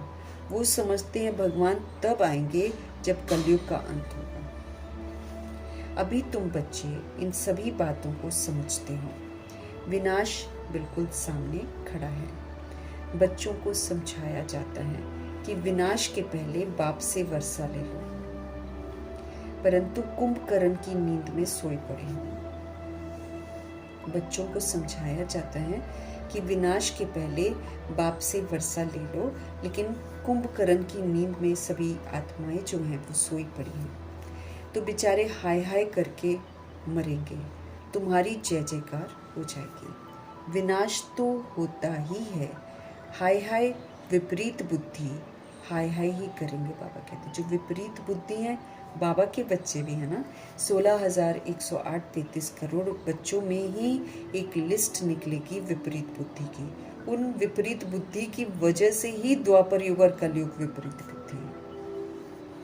इसलिए जो द्वापर युग कलयुग की सोल्स हैं उनको डिफरेंट टाइप की सज़ा मिलेगी, लेकिन जो घनी सज़ाएं हैं वो 16,108.33 करोड़ आत्माओं में से उन आत्माओं को मिलेगी जो अभी समझ मिलने के बाद भी बाबा के खिलाफ जाती हैं।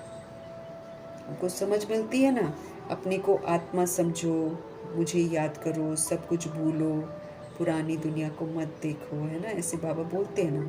लेकिन अगर हम बाबा के विपरीत जाते हैं और हम अपने को शरीर समझते हैं, फिर हम अपने आप शरीर के विस्तार समझते हैं ना, ऐसे करके जब हम विस्तार में जाते हैं तो फिर हम क्या करते हैं, हम सभी आत्माएं फिर उल्टे मार्ग पर चल रहे हैं। तो हम कौन होते हैं? विपरीत बुद्धि।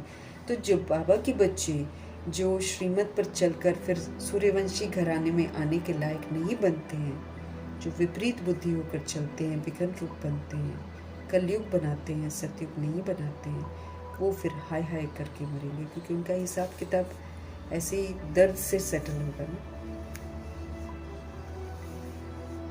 अभी तुम हो सच्चे की औलाद, सच्चे।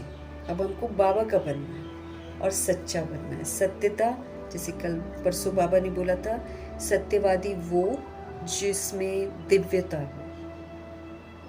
तो जब तक हमारे में दिव्यता नहीं आती है तब तक तो हम सत्यवादी वाली लिस्ट में नहीं आए हैं। जो सत्यवादी की लिस्ट में आएगा वो प्रीत बुद्धि आत्मा है, वो सजाओं से बच जाएंगे। विपरीत बुद्धि वालों को तो सजा जरूर मिलेगी। तो बाबा हमको याद दिला रहे हैं कि तुम सभी अब कौन हो? तुम सच्चे हो, सच्चे की औलाद हो। नरक का विनाश होने के बगैर स्वर्ग तो आ नहीं सकता, इसलिए इस नरक का विनाश जरूर होना है। तुम कहेंगे ये तो महाभारत लड़ाई है, उनसे ही स्वर्ग के द्वार खोलने। बाबा कहते ये जो घर घर भाई भाई की लड़ाई है ना, अब सारी रूहें तो भाई भाई ही तो हैं। अब बन गए हैं अमेरिकन और इंडियन और इजराइल एंड ऑल दैट ना। अब थोड़ी ये हैं, रूहें हैं, आपस में भाई भाई हैं, लेकिन देह के अभिमान में एक दूसरे को मार रहे हैं, एक दूसरे के लिए बॉम्ब्स बना रहे हैं। किसको मारेंगे?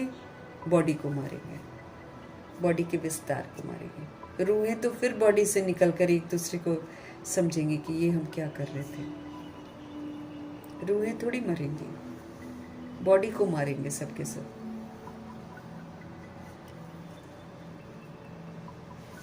तुम कहेंगे ये तो महाभारत लड़ाई है, उनसे ही। बाबा कहते ये वाली होती है ना तभी तो स्वर्ग के द्वार खोलते हैं। ये खत्म नहीं होगी तो स्वर्ग कैसे आएगा? इसीलिए इसका खत्म होना भी कल्याणकारी है। मनुष्य तो कुछ भी नहीं जानते हैं। तुम्हारी बुद्धि में है कि हमको अभी दैवी स्वराज्य का माखन मिलता है। ये माखन है जो मिल रहा है दैवी स्वराज्य का। यहीं पर हम धारण करते हैं दैवी गुण और यहीं पर हम महसूस करते हैं कि हम राजा हैं, हम देने वाले हैं, हम किसी से लेने वाले नहीं। ये वाला फीलिंग आएगा जब हम 7 गुणों का सहयोग देंगे। शुरू में दिक्कत होती है क्योंकि अभिमान होता है ना बॉडी का, तो शुरू में दिक्कत होती है, लेकिन बाबा कहते तुम एक बार दे कर देखो तुमको कैसा लगता है। तो एक बार जब श्रीमत पर चलकर हम देना शुरू करते हैं तो हम बहुत अच्छा फील करते हैं। तो बाबा कहते फिर क्या हो जाता है? दैवी स्वराज्य का माखन मिलता है, इससे ताकत आती है। बाबा कैसे हमको उस दिन समझ दे रहे थे कि जब तुम गुणों को देखोगे तो उन गुणों का बल तुमको मिलेगा, तो तुम शक्तिशाली बन जाओगे। और अगर हम अवगुण देखेंगे लोगों में तो हम शक्तिहीन होंगे, उमंग उत्साह भी हमारा कम रहेगा, हम कुछ भी जिंदगी में नहीं कर पाएंगे, क्योंकि हम रूहें हैं ना। बॉडी तो हमको देखना नहीं है, बाबा कहते हैं। और हर रूह के लिए अच्छा सोचना है, भला सोचना है। बॉडी कॉन्शियस होकर देखेंगे तो हम शक्तिहीन होते चले जाएंगे, हमारा नुकसान हो जाएगा।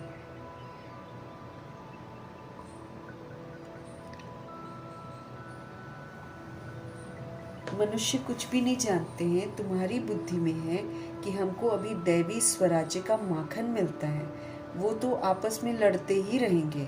वो भी मनुष्य, तुम भी मनुष्य, परंतु वो है आसुरी संप्रदाय और तुम हो दैवी संप्रदाय। तुम हो ईश्वरीय संप्रदाय, तुम हो ब्राह्मण संप्रदाय। बाप बच्चों को सम्मुख समझाते हैं। तुम बच्चों के अंदर में खुशी रहती है कि अनेक बार तुमने ऐसी वाली राजधानी ली है जैसे अभी तुम ले रहे हो। वो तो आपस में दो पिल्ले लड़ते हैं, माखन तुमको मिल जाता है। वो तो आपस में लड़ेंगे, सोचेंगे हम अपना साम्राज्य स्थापन करेंगे और सब के सब मर जाएंगे। माखन किसको मिलता है? बाबा के बच्चों को, जो श्रीमत पर चलते हैं। सबको नहीं मिलता है, लेकिन जो श्रीमत पर चलते हैं उनको मिलता है विश्व की बादशाही। सारे विश्व की बादशाही नारायण जी को मिलती है। तुम यहाँ आते ही हो किस लिए? विश्व का मालिक बनने के लिए। तो फिर सारा कुछ करना पड़ेगा ना विश्व का मालिक बनने के लिए। तो फिर कलयुग को पीठ जो कर देते हैं वही विश्व की बादशाही ले पाते हैं। दो तरफ हम नहीं कर पाते ना। बाबा कहते हैं तुम जानते हो हम बाबा से योग लगाकर कर्मातीत अवस्था को पाएंगे। तुम जानते हो हम बाबा से योग लगाएंगे और कर्मातीत अवस्था को पाएंगे। सारा मेरा कार्मिक बॉन्डेज रूहों के साथ जो है वो सेटल हो जाएगा और हम रूहें फ्री हो जाएंगे। कर्मातीत अवस्था होगी तो हम उड़ जाएंगे फटाफट बाबा के साथ। वो आपस में लड़ेंगे और हम विश्व की बादशाही पा ही लेंगे। ये तो कॉमन बात है। वो बाहुबल वाले हैं, वो अपनी बॉडी का बल दिखाते हैं, अपने बॉम्ब्स का बल दिखाते हैं, जिस्मानी बल दिखा रहे हैं वो। बाबा कहते हैं ये जो सृष्टि है ये बाहुबल वालों को कभी जीतने नहीं देती, खत्म कर देती है। यहाँ पर वही रूह राज्य कर सकती है जिसने योग बल इकट्ठा किया हो, जो बाबा के रास्ते पर चलता हो, जिसने विश्व की बादशाही कमाई हो। वो रूह जो है विश्व की बादशाही ले सकती है और कोई नहीं। ये ड्रामा प्रूव करता है कि तुम अगर, क्योंकि बाहुबल से जब भी हम लेते हैं, कोशिश करते हैं अधिकार जमाने का, तो हम कितनों का खून बहाते हैं, कितनों को दुख देकर फिर हम राजाई लेने की कोशिश करते हैं। तो इसलिए बाहुबल वाले तो कभी भी विश्व की बादशाही नहीं ले सकते हैं। हालांकि उनकी तमन्ना यही है, उनकी यही तमन्ना है कि हम पूरे वर्ल्ड को रूल करें, लेकिन उनकी तमन्ना पूरी ही नहीं होनी है। सब ने मर जाना है।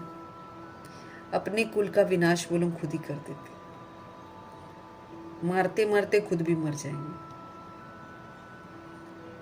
तुम योग बल से विश्व की बादशाही लेते हो।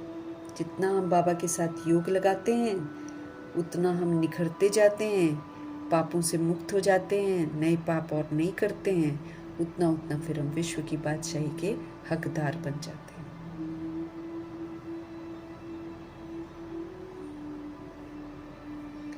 तुम योग बल से विश्व के मालिक बनते हो। तुम्हारा है ही अहिंसा परमो देवी देवता धर्म। हिंसा नहीं करते ना देवी देवता जो होते हैं, न काम विकार की हिंसा करते हैं, न क्रोध की हिंसा करते हैं, न लोभ की करते हैं, तो न मोह की तो न अहंकार की। अब वैसा देवताओं की महिमा है। हमको यहाँ पर ऐसा बनकर सबूत देना, किसी भी तरह की हिंसा हमको नहीं करनी, न सूक्ष्म न स्थूल। बाहर की मारपीट तो हमको करनी नहीं है, लेकिन जो अंदर की हिंसा है, जैसे भगवान हमको समझ दे रहे हैं, हम उस समझ के अनुसार नहीं चलते हैं, तो हम भगवान के विवेक का खून करते हैं। हम अपने को आत्मा नहीं समझते हैं। हम मुख से बोलते हैं सब कुछ तेरा है और अंदर से मेरा समझते हैं। तो हमारे अंदर की तस्वीर जाएगी ना वतन में, तो फिर झूठे कहलाएंगे। ऊपर से तो हम कुछ भी बोल सकते हैं। फिर जो ये समय है जहाँ पर हमको विश्व की बादशाही लेनी है और सर्व प्राप्तियाँ करनी है, अगर हम इस टाइम को वेस्ट करते हैं तो हम खुद को ही धोखा देते हैं, खुद से ठगी करते हैं। समझते हैं हम दूसरों से ठग रहे हैं, लेकिन हम अपने को ही ठग रहे हैं। फिर अगर हम शूद्रों के संस्कारों को यूज़ करते हैं, बॉडी कॉन्शियसनेस के संस्कारों को यूज़ करते हैं, तो फिर हम चोर कहलाएंगे। तो हम चोरी करते हैं, ये भी तो बाबा ने संपूर्ण पवित्रता में व्यक्त किया। इसीलिए तो संपूर्ण पवित्रता को पूरा समझना है, नहीं तो हम इतराते रह जाएंगे कि हम पवित्र हैं। नहीं, उसमें तो बहुत गहराइयाँ हैं। हिंसा नहीं करनी है, हमको देखा जाएगा, बाबा देखेंगे कि हम कितने अहिंसक बने, क्योंकि अहिंसक ही जाएंगे 111 में। जैसे मम्मा बाबा है, इन लोगों ने कभी भी बाबा के विवेक को नज़रअंदाज नहीं किया है। कभी इन लोगों ने झूठ नहीं बोला, अपने को आत्मा समझा और एक बार तेरा कर दिया तो ब्रह्मा जी ने कभी नहीं बोला कि मैंने कुछ दिया है, या कभी भी यज्ञ में ये नहीं कहा कि भाई मैंने पैसे लगाए मुझे ज़्यादा दो, कभी भी नहीं। सारे बच्चे खाना खा लेते थे फिर खाते थे। इन्होंने कभी भी किसी तरह की हिंसा नहीं की है, इसलिए हमको फॉलो फादर करना है। तो हम सूक्ष्म हिंसाएं बहुत कर देते हैं, भगवान का कहना नहीं मानना, है ना, बार बार पुराना संस्कार यूज़ कर लेना, फिर मेरे को तेरा नहीं करना, खाली ऊपर ऊपर से बोलते रहना, फिर टाइम वेस्ट कर देना, इधर उधर ही भागते रह जाना, जो सच्ची कमाई है वो नहीं करना। हम किसको ठग रहे हैं? खुद को ही ठग रहे हैं। तो ये सारी हिंसाएं हो जाती हैं। बाबा कहते हैं तुम योग बल से विश्व का मालिक बनते हो, तुम्हारा है ही अहिंसा परमो देवी देवता धर्म। दोनों हिंसाएं वहाँ होती नहीं है, ना कोई काम कटारी चलाता है और ना कोई क्रोध करता है। सत्युग में काम कटारी की हिंसा सबसे खराब है। जो काम विकार में जाते हैं, शादियाँ देखो कितनी होती हैं, माँ बाप खुद ही बच्चों को अपवित्र बनाने के लिए शादी करवाते हैं। तो सारे क्या काम कटारी चलाते हैं और आत्मा की हत्या करते हैं, आत्मघात करते हैं। तो काम कटारी की हिंसा सबसे खराब हिंसा है, जो तुमको आदि मध्य अंत दुख देती है। एक बार इंसान इसमें चला जाता है तो शुरुआत भी दुख, अब आजकल तो ऐसा ही है, शुरुआत भी दुख, मध्य भी दुख, अंत भी दुख। मरते भी देख तो मरते भी कैसे हैं, दुखी होकर ही तो मरते हैं ना, बुढ़ापे में जाकर।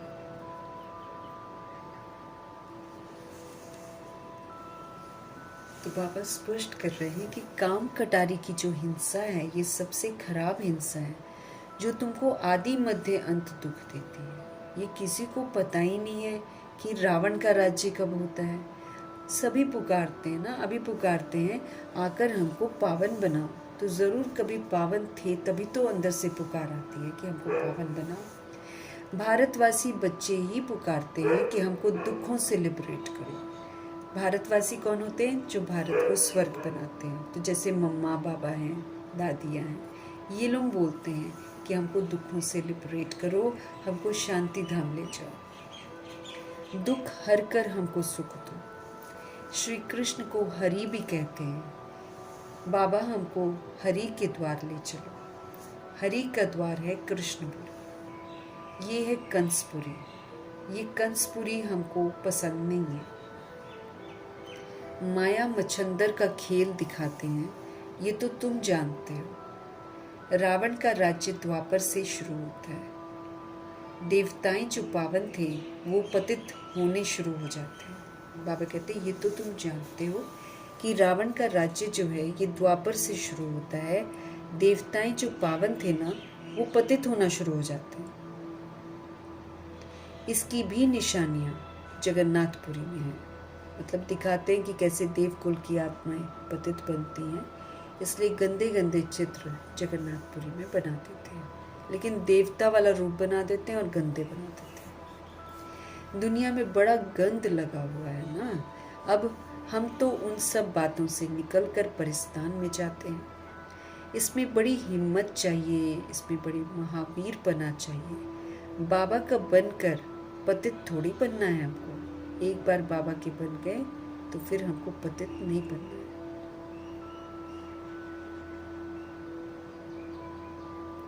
वो समझते हैं कि स्त्री पुरुष इकट्ठे रहें और आग न लगे, ये हो नहीं सकता। इसलिए ही हंगामा करते हैं कि यहाँ स्त्री पुरुष को भाई बहन बनाया जाता है, ऐसे बदनाम कर देते हैं कि ब्रदर सिस्टर ये लोग बनाते हैं, ये लोग घर को तोड़ देते हैं वगैरह वगैरह, जैसे इल्जाम लगा देते हैं।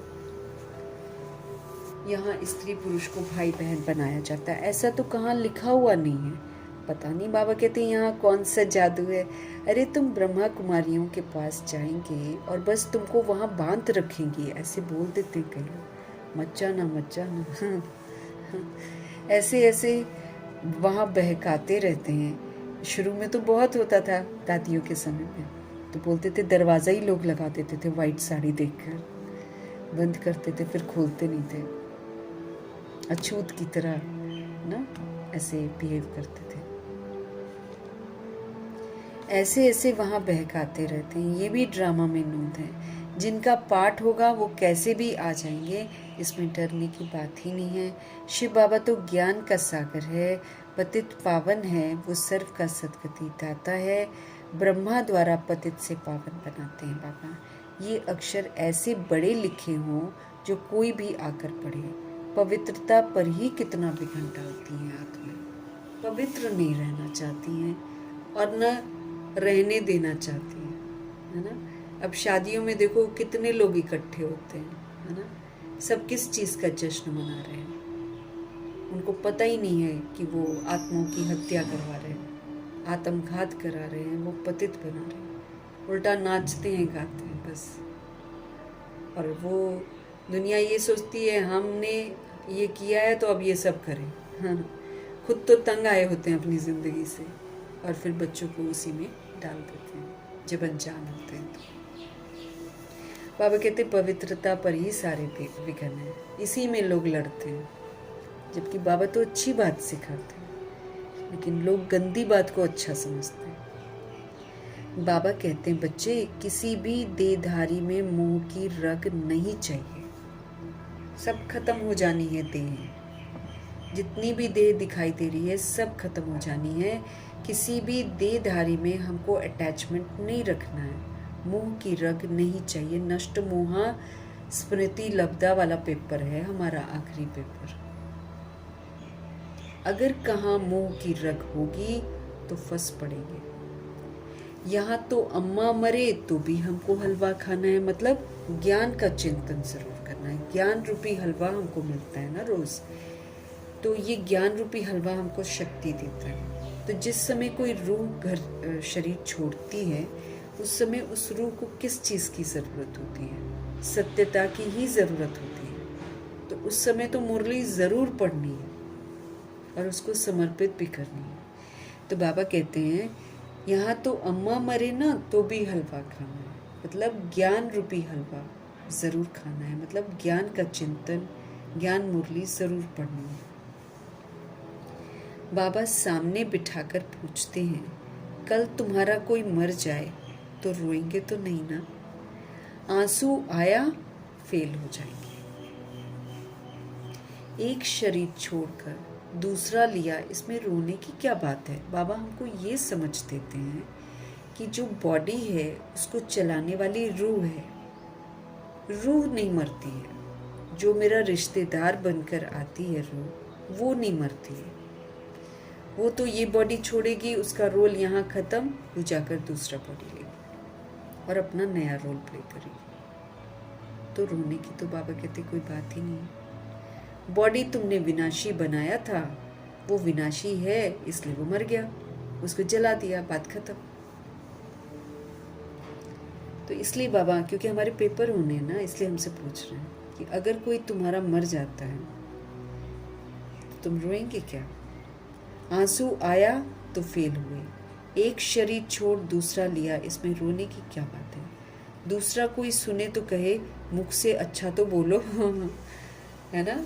जैसे मैं भी शुरू में यही बोला था कि ये क्या दीदी, ऐसे थोड़ी होता है, कोई मरे तो हम हलवा खाएंगे क्या मुझे थोड़ी पता था कि ज्ञान रूपी हलवा है। तो मेरे को तो बहुत बुरा लगा था मुरली में सुनकर।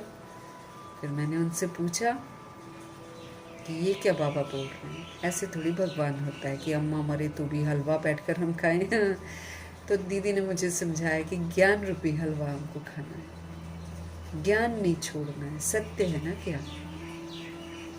तो इसलिए बाबा बोलते हैं अगर आप किसी को बोलोगे ना कि आंसू आया तो फेल हुए, एक शरीर छोड़ दूसरा लिया, इसमें रोने की क्या बात है। अगर आप किसी को बोलोगे तो दूसरा कोई सुनेगा तो कहेगा भैया मुझसे अच्छा तो बोलो। अरे अच्छा ही तो बोलते हैं, सतयुग में रोना होता ही नहीं है, तो ये वाला संस्कार मेरे को यहाँ पर बनाना है। ये जीवन तुम्हारा उनसे भी ऊंच है, तुम हो सबको रोने से बचाने वाले, फिर तुम कैसे रोएंगे। हमको पतियों का पति मिला है ना। सारे पति जिसको पूजते हैं वो पति का, जिसको पूजते हैं वो वाला पति मिला है हमको, साजन परमात्मा। तो हमको तो पतियों का पति मिला है जो हमको स्वर्ग में ले जाते हैं, फिर नरक में गिराने वाले के लिए हम क्यों रोएं। बाबा कितनी मीठी मीठी बातें हमको सुनाते हैं, वर्षा लेने के लिए सुनाते हैं।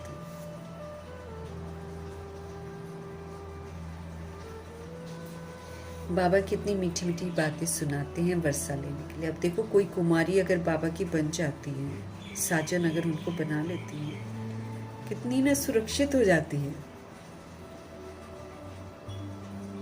सेंटर भी बाबा दे देते हैं उसको, सब कुछ वहां पर उपलब्ध रहता है।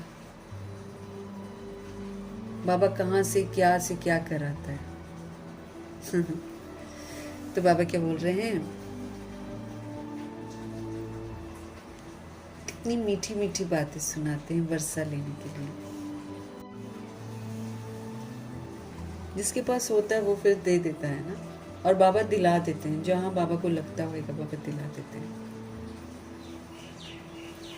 कितनी मीठी मीठी बातें सुनाते हैं वर्षा लेने के लिए। इस समय भारत का कितना अकल्याण हुआ पड़ा है, बाप आकर कल्याण करते हैं। भारत को मगध देश कहा जाता है, मगरमच्छ का देश, मगध देश। लॉन्ग बैक मैंने बाबा की मुरली में सुना है, इसको मगध देश क्यों कहते हैं। ये मगरमच्छ वाला देश बन जाता है, सब निगलते हैं एक दूसरे को, हम वो भी निगल लें, हम वो भी निगल लें, ऐसा वाला एटीट्यूड सोल्स का हो जाता है बॉडी कॉन्शियसनेस में आके, है ना। अब ये जो देखो बिलियनियर्स लोग क्या कर रहे हैं। तो बाबा कहते हैं मगध देश है।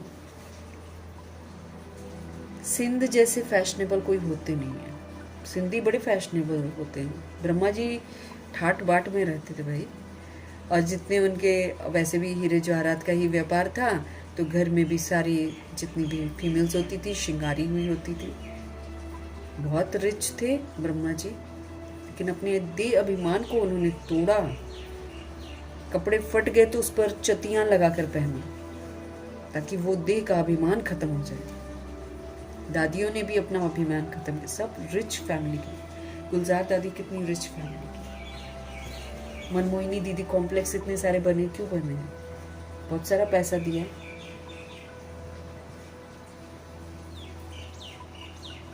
सिंध जैसे फैशनेबल कोई होते नहीं है, सिंधी बहुत फैशनेबल होते, खान पान भी इनका बड़ा शाही हुआ करता है, बहुत सारे व्यंजन बनाते हैं ये लोग शाही शाही।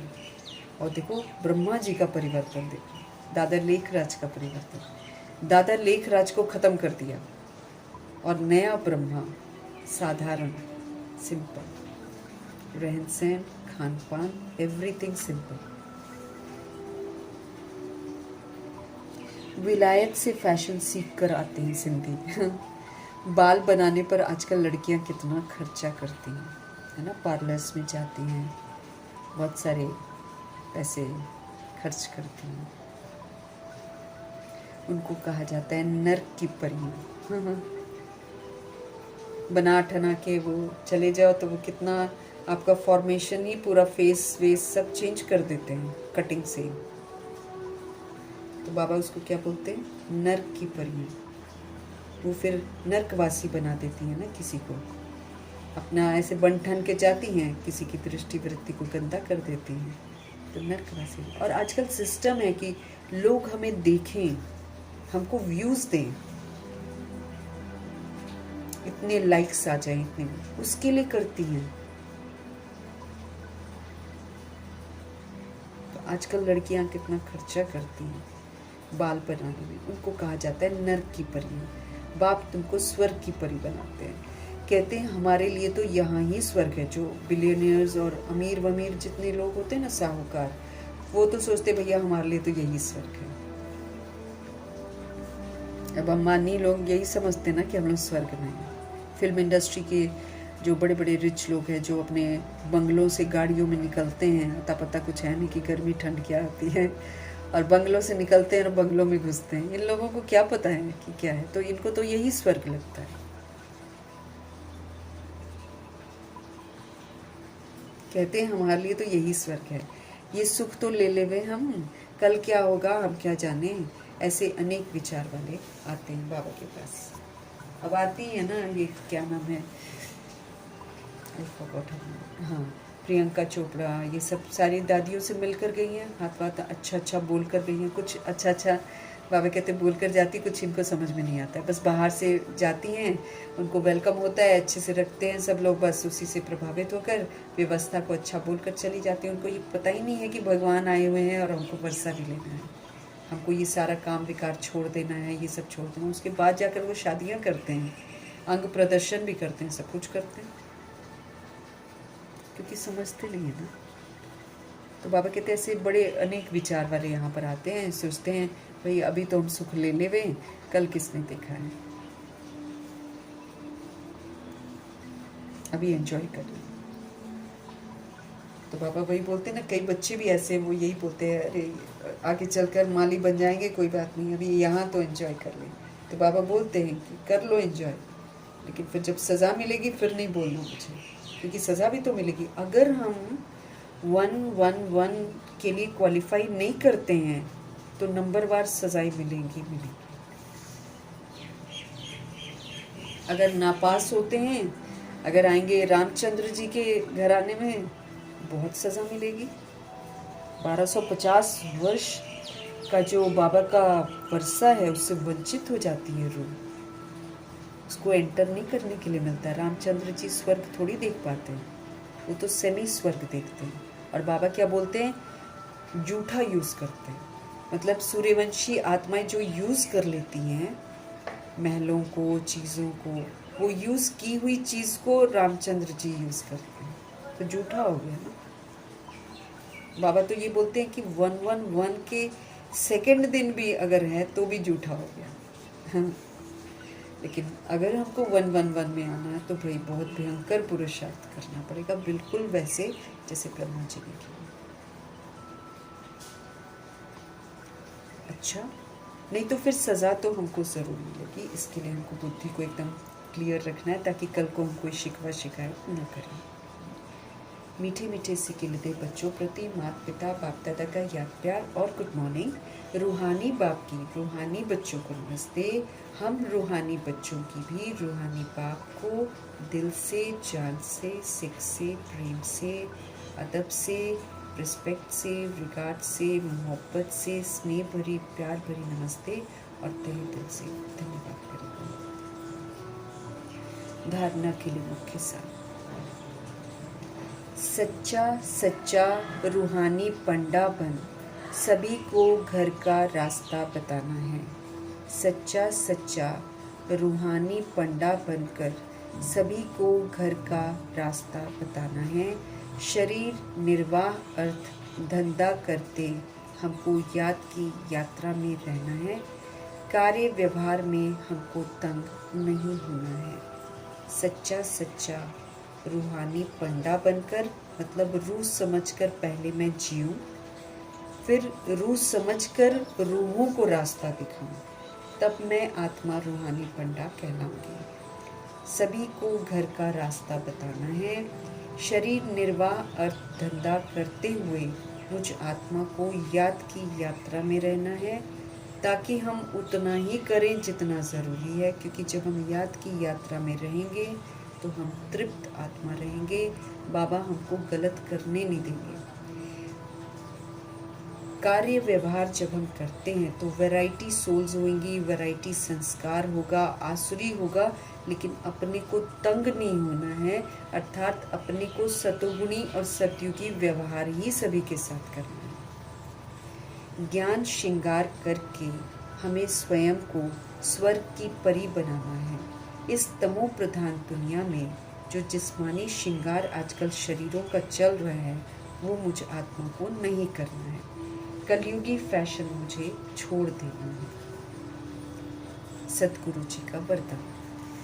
बालक और मालिकपन। हम सभी रूहें बाबा के बालक भी हैं। फिर बाबा जो हमको ज्ञान देते हैं उसको जब हम इम्प्लीमेंट करते हैं, अमल में लाते हैं कर्म इंद्रियों के द्वारा, तो हमको मालिक भी बनना है। तब जाकर हमको सारा खजाना मिलेगा, सब कुछ मिलेगा। बालक और मालिकपन के बैलेंस द्वारा युक्ति युक्त चलने वाले सफलता मूर्त भव। अगर भगवान की बताई हुई युक्तियों के प्रमाण हम चलेंगे तो हम सफल जरूर होंगे। जितना हो सके सेवा के संबंध में बालकपन। जब हम सेवा कर रहे हैं ना तो बालक बन जाए। जैसे जैसे बाबा, क्योंकि सेवा कर रहे हैं तो करावनहार कौन है? शिव बाबा। मैं आत्मा करनहार हूँ, तो बालक बन जाओ। जितना हो सके सेवा के संबंध में बालकपन। लेकिन जब हम पुरुषार्थ करते हैं, पुरुषार्थ की स्थिति में फिर हम मालिक बन गए। फिर तो बालक बनकर पुरुषार्थ करेंगे तो कभी नहीं कर पाएंगे। लेकिन मालिक बनकर कर्म इंद्रियों को चलाना है, मालिक बनकर मन बुद्धि संस्कार को चलाना है, तो यहाँ तो हमको मालिक बनना पड़ेगा।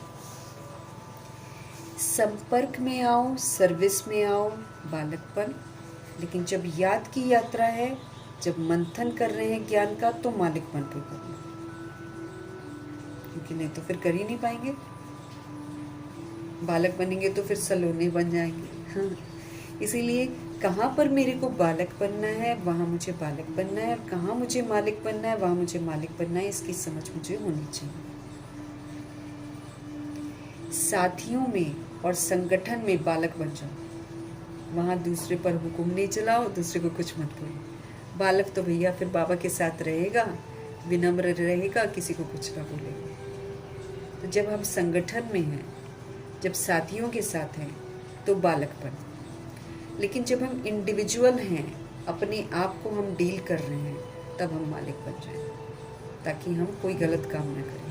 तब स्वराज्य अधिकारी बनकर करें सारा कुछ। इस बैलेंस से चलना ही युक्ति युक्त चलना है। इसको बोलते हैं भगवान की बताई हुई युक्तियों के प्रमाण चलना। इससे सहज हर कार्य में सफलता हमको मिलती रहेगी, और फिर मेरी स्थिति भी ऊपर नीचे नहीं होगी। एक रस हम आगे बढ़ते जाएंगे, और सहज ही सर्व के स्नेही भी बन जाएंगे। क्योंकि जब हम किसी का विरोध करेंगे नहीं, कोई कुछ बोल रहा है जी जी करते रहेंगे, रूहें संतुष्ट रहेंगी। जहाँ मालिक बनकर उनको राय देंगे वो सुनने वाली नहीं, वहीं पर अंदर से टकराव शुरू हो जाएगा। इसलिए बाबा हमको युक्तियाँ बता देते हैं कि कहाँ बालक बन जाना है, कहाँ हमको मालिक बनना है। समझ देते हैं। सेवा में जब आते हो, करावनहार शिव बाबा को साथ रखो और करनहार बनकर करो, तो ये क्या हो जाएगा? बालकपन। हम तो कुछ कर नहीं रहे हैं, प्रभु जी करा रहे हैं। लेकिन जब मैं आत्मा अपनी पुरुषार्थ की स्थिति को तीव्रता में लाना चाहती हूँ और अच्छा करना चाहती हूँ, तो मुझे मालिक बन के पुरुषार्थ करना है। मुझे स्वराज्य अधिकारी बनकर श्रीमद् प्रमाण अपनी कर्म इंद्रियों से कार्य करना है। जब मैं कांटेक्ट में आती हूँ, सर्विस में आती हूँ, तो बालकपन रहे। लेकिन जब मैं याद की यात्रा पर बैठती हूँ तो बालक नहीं बनना है, फिर अलर्ट रहना है। मालिक बनकर मन बुद्धि को परमात्मा में एकाग्र करके याद की यात्रा पर रहना। जब ज्ञान का मुझे मंथन करना है, तब भी मुझे मालिक बन करके करना है। साथियों और संगठन में बालकपन। जब साथियों के साथ हैं, जब संगठन में हैं, तो बालक बन जाओ। जो बोल रहे हैं ठीक है। आपसे कुछ पूछा जाता है तो गुलजार दादी की तरह तभी बताओ जब पूछा जाता है, नहीं पूछा जाता तो मत बताओ। बालक बन जाओ। दादी ऐसे ही करती थी, बालक बन जाती थी। कोई कुछ भी इतना भी डिस्कशन होगा, दादी कभी बीच में कुछ नहीं बोलती थी, जब तक कि उनसे पूछा ना जाए। तब भी बालक बन करके, ये नहीं कि हाँ अब मैंने बोला तो अब माना जाए। तो संगठन में बालकपन, और जब हम इंडिविजुअल होते हैं तो उसमें मालिकपन। इस बैलेंस से मुझे चलना है। ये बैलेंस युक्ति युक्त चलने का है। इससे क्या होगा? सहज ही हर कार्य में फिर मुझे सफलता प्राप्त होगी। स्थिति मेरी फिर एक रस रहेगी, कहीं किसी के व्यवहार से डावाडोल होकर मेरा पुरुषार्थ घट नहीं जाएगा, और सहज ही फिर हम सबके स्नेही भी बन जाएंगे, क्योंकि हम किसी से उलझते ही नहीं हैं। हम जब ग्रुप में आते हैं तो हम बालक बन जाते हैं, है ना, तो फिर हम उलझेंगे नहीं, सभी के स्नेही बन जाएंगे। स्लोगन: सोचना और करना समान हो तब कहेंगे विल पावर वाली शक्तिशाली आत्मा। बाबा हमको कहते हैं सोचते हम लोग बहुत अच्छा हैं, संकल्प भी हम बहुत अच्छे करते हैं, लेकिन क्या होता है कि पेपर भी हो रहे होते हैं, हम एग्जामिनेशन हॉल में हैं और वहाँ भी मुझे वही जो सोच है उसको इम्प्लीमेंट करना है, लेकिन भूल जाते हैं, फिर जो वायुमंडल होता है उसके प्रभाव में आ जाते हैं। लेकिन बाबा हमको समझ दे रहे हैं कि जो तुम सोचते हो, अगर तुम सोच रहे हो कि मैं आत्मा हूँ, तो फिर आत्मा बनकर पाठ बजाओ। सोचना और करना मेरा समान होना चाहिए, तब कहेंगे कि हाँ, ये विल पावर वाली पावरफुल सोल है। हमको अव्यक्त इशारे मिल रहे हैं, हमको सदा हर्षित रहने के लिए कहा जा रहा है। सदा हर्षित हम तब रह सकते हैं जब हम ड्रामा के राज को बहुत अच्छे से बाबा से समझ लें, कैसे चलता है, रूहें ऐसी क्यों हैं, वगैरह वगैरह। जब मैं आत्मा सब कुछ अच्छी तरह से समझ जाऊंगी, तब मुझे किसी से शिकवा शिकायत नहीं होगी और मैं सदा हर्षित रहूँगी। जैसे ब्रह्मा जी हर्षित रहते थे, चाहे कोई अपशब्द बोल जाए, चाहे कोई गालियाँ दे जाए, चाहे कोई कुछ भी कर जाए, हमेशा हैप्पी रहते थे।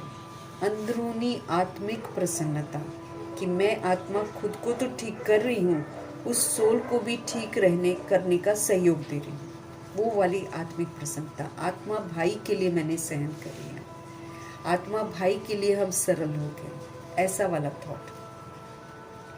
तो सदा हर्षित रहने के लिए क्या करना पड़ेगा? मुझे अपनी नेचर को सरल बनाना पड़ेगा, सहनशील बनाना पड़ेगा। सरलता चाहिए, इजी। ये तो पहले था नहीं, ऐसा नहीं, ऐसा ऐसा नहीं, ऐसा, वो वाला चीज़ आ जाता है ना। अब हमको हर रूह के साथ सरल रहना।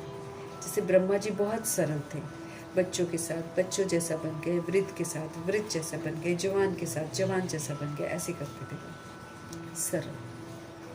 हम लोग की तरह नहीं, जैसे फैमिली लाइफ में आते तो नहीं, बच्चों को ऐसे करो, नहीं ऐसे करो, नहीं ऐसे नहीं थे ब्रह्मा जी। बहुत रिगार्ड रखते थे, सबको रूह की तरह देखते थे। बच्चों के साथ भी आप करके बात करते थे। आप करके बात करनी है ना। अगर आप में से कोई तुम करके बात करता है तो चेंज कर लेना, आप करें। हम किससे बात कर रहे हैं? रूह से। किससे बात कर रहे हैं? अपने कार्मिक अकाउंट से। नहीं तो जैसे हम बोलेंगे फिर वैसे ही वो लोग भी बोलेंगे बाद में। तो अव्यक्त इशारे हैं। हर्षित रहने का गुण पुरुषार्थ में बहुत मददगार बन सकता है। नहीं तो क्या होता है, किसी की बात बुरी लग गई, मूड खराब, खुशियाँ गायब। किसी ने कुछ ऐसा बोल दिया अटपटा, खुशियाँ गायब। तुम ठीक नहीं हो, तुम ऐसे हो, तुम वैसे हो, किसी ने बोला, खुशी गायब, पुरुषार्थ वहीं पे ख़त्म। चिंतन वही चलता रहे, उसने ऐसा क्यों बोला, उसको ऐसा नहीं बोलना चाहिए था, उसने ये किया, उसने वो किया, बस दूसरी जर्नी शुरू हो जाती है। तो प्रभु जी हमको समझ दे रहे हैं, हर्षित रहने का गुण अगर हम धारण कर लेते हैं, सब कुछ समझ कर, सबको स्वीकार करके, फरिश्ता बन कर, है ना। फरिश्ते की विशेषता ये होती है कि वो सबको एक्सेप्ट कर लेता है जो जैसा है, क्योंकि समझ जाता है ना कि ओरिजिनलिटी तो कुछ और है, ये तो एक जर्नी में रहते हुए अनजाने में रूह ने धारण किया। तो इसलिए हर्षित रहने का गुण अगर हमारे में आ जाता है तो हमारे पुरुषार्थ में वो बहुत मदद करेगा, हमारा पुरुषार्थ कहीं रुकेगा नहीं। लेकिन जैसे सूरत हर्षित रहती है वैसे आत्मा भी सदा हर्षित रहे। एक्चुअली हमको अंदर से हैप्पी होना है, रूह हैप्पी हो जाए, फिर चाहे कोई कैसा भी पार्ट बजा रहा है उसको किसी से भी आपत्ति ना हो। लेकिन जैसे सूरत बाहर से खुश रहती है, एक्चुअली यहाँ पर आत्मा को सदैव हर्षित रहना है। फिर कोई गाली दे जाए तो भी हर्षित, मतलब हर्षित मीन्स बुरा नहीं माना, समझा उस रूह को कि इस वक्त परवश है। इस नेचुरल गुण को आत्मा में लाना है। हर्षित रहने के नेचुरल गुण को ना आत्मा में लाना है। ये बिल्कुल स्वाभाविक रहे, कभी बदले ही ना, ऑलवेज हैप्पी। इसका भी पेपर होना है, बाबा ने बोला है। कोई अचानक आएगा देखने के लिए कि खुश है कि नहीं। सदा हर्षित रहेंगे तो फिर माया की कोई आकर्षण हमको आकर्षित ही नहीं करेगी। माया हमारी खुशियाँ छीनने ही तो आती है, देखती है इधर से आती हूँ उधर से आती हूँ, देखते हैं ये रम खुशी इनकी गायब होती है कि नहीं। लेकिन जब हम ये ठान लेंगे कि अंदर से आत्मा रूह जो है ना सब कुछ स्वीकार करके जब खुश हो जाती है, प्रसन्न हो जाती है कि सब रूहें मेरे आत्मा भाई हैं, तो माया की कोई भी आकर्षण हमको आकर्षित नहीं करेगी। ये बाप की गारंटी है। बाबा कहते हैं तुम एक बार ये गुण को धारण कर लो और इसको स्वाभाविक बना लो, तो बाबा की गारंटी है कि दुनिया की कोई भी आकर्षण मुझे आकर्षित नहीं कर सकती। लेकिन सदा हर्षित रहने के लिए अपनी रूहानी शान में रहना है और सहनशील बनकर साक्षी दृष्टा होकर माया के खेल को देखना है। सदा मुझे अगर हर्षित रहना है तो अपनी रूहानी शान में मुझे रहना कि मैं एक रूह हूँ, परमात्मा का बच्चा हूँ, ऊंचे धाम का रहने वाला। रूहानी शान में रहना है। मेरी शान है सहनशीलता, मेरी शान है हर्षित रहना, मेरी शान है साक्षी दृष्टा, मेरी शान है सुख स्वरूप रहना, मेरी शान है पवित्र स्वरूप रहना, मेरी शान है प्रेम स्वरूप रहना, आनंद स्वरूप रहना, ज्ञान स्वरूप रहना। ये मेरी शान है। सत्यता, दिव्यता की सभ्यता मेरी शान है, मेरी रॉयल्टी है, उससे नीचे नहीं आ सकते हम। इसको बोलते हैं रूहानी शान, रूह की शान। रूह की शान इसमें नहीं है कि किसी ने क्रोध किया तो मैं भी कर दूं। रूह की शान है कि किसी ने क्रोध किया तो मैं उसको शांति का सहयोग दूं। जिसके पास जिस चीज़ की कमी है उसका मैं सहयोग दूं। ये है रूहानी शान। सदा हर्षित रहने के लिए अपनी रूहानी शान में रहना है और फिर सहनशील बनना है। ये रूह की शान है कि सहन कर लेगी वो सब कुछ। जैसे ब्रह्मा जी सहनशील के देवता थे, वो क्या क्या नहीं सहन किया उन्होंने। हमारे पास तो उतना कुछ आता नहीं है जितना इन्होंने सहन किया, लेकिन सहनशीलता का सबूत दिया। तो ये रूहानी शान है। कभी किसी को उल्टा जवाब नहीं दिया, ये उनकी रूहानी शान थी। ये उनकी हार थोड़ी थी। लोग तो देह अभिमान में सोचेंगे ये हार है, लेकिन उनकी तो नहीं क्वेश्चन करने में, नहीं करेक्शन करने में ही शान थी।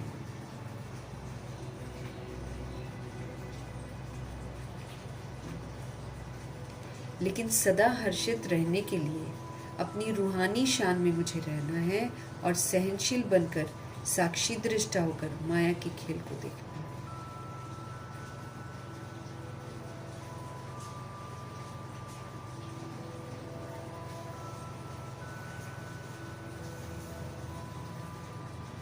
सहनशील बनकर साक्षी दृष्टा होकर माया के खेल को। माया तो बहुत सारे खेल लेकर आएगी, कभी किसी के सिर पे बैठ जाएगी तो कभी किसी के सिर पे बैठ जाएगी। लेकिन बाबा क्या कह रहे हैं, तुम सहनशील बनना, मतलब तुम रिएक्ट रिजेक्ट नहीं करना, तुम क्वेश्चन करेक्शन मत करना। मन में भी क्वेश्चन नहीं उठना चाहिए, क्योंकि हमारे मन की तस्वीर भी ऊपर जाएगी ना। मन में भी प्रश्न ना उठे कि क्यों कर रहे हैं। सहनशील उसको बोलते हैं, जबरदस्ती वाला सहन नहीं, खुशी खुशी सहनशील। सहनशील बनकर फिर क्या करना पड़ेगा मुझे साक्षी दृष्टा होना पड़ेगा। मुझे माया का खेल को देखने के लिए साक्षी दृष्टा होना पड़ेगा, मतलब उसके प्रभाव से मुक्त होकर अच्छा पाठ बजाना पड़ेगा। कोई भी मायावी बनकर मेरे सामने आ सकता है, मुझे साक्षी रहना है, मतलब उसका असर मेरे पर न हो, लेकिन मैं आत्मा निरंतर अच्छा पाठ बजाऊं, अच्छाई का सहयोग दूं, सत्यता का सहयोग दूं, दिव्यता का सहयोग दूं। ऐसा बाबा चाहते हैं कि हम बने सदा हर्षित। सदा बोलते हैं बाबा। अब 8 पेपर एक साथ आए तो भी हर्षित, कोई शिकवा नहीं, कोई शिकायत, तब जाकर हम सेवा कर सकें।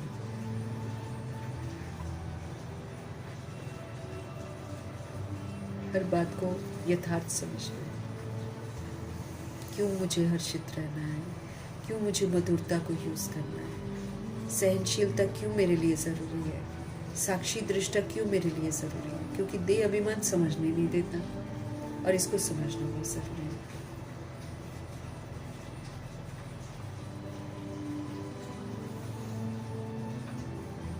तो अपनी नेचर को सरल बनाना है, सहनशील बनना है। तो हर्षित रहने का गुण पुरुषार्थ में हमको बहुत मदद करता है ना। और सूरज जैसे हर्षित रहती है, बाबा चाहते हैं कि सोल भी हैप्पी रहे। नेचुरल गुण ये, इसको नेचुरल बनाना है। सदा हर्षित रहेंगे फिर माया मेरे को तंग ही नहीं करेगी, आकर्षित ही नहीं कर पाएगी। बाप की गारंटी है ये। अगर हम बाबा का कहना मानते हैं तो बाप की गारंटी है कि माया तुमको तंग नहीं कर पाएगी। सदा हर्षित रहने के लिए मुझे अपनी रूहानी शान में रहना, इस पाठ को पक्का करना है कि मैं रूह परमात्मा का बच्चा हूँ और मैं सतोगुणी परमधाम निवासी हूँ। इस स्मृति में रहकर पाठ बजाना है।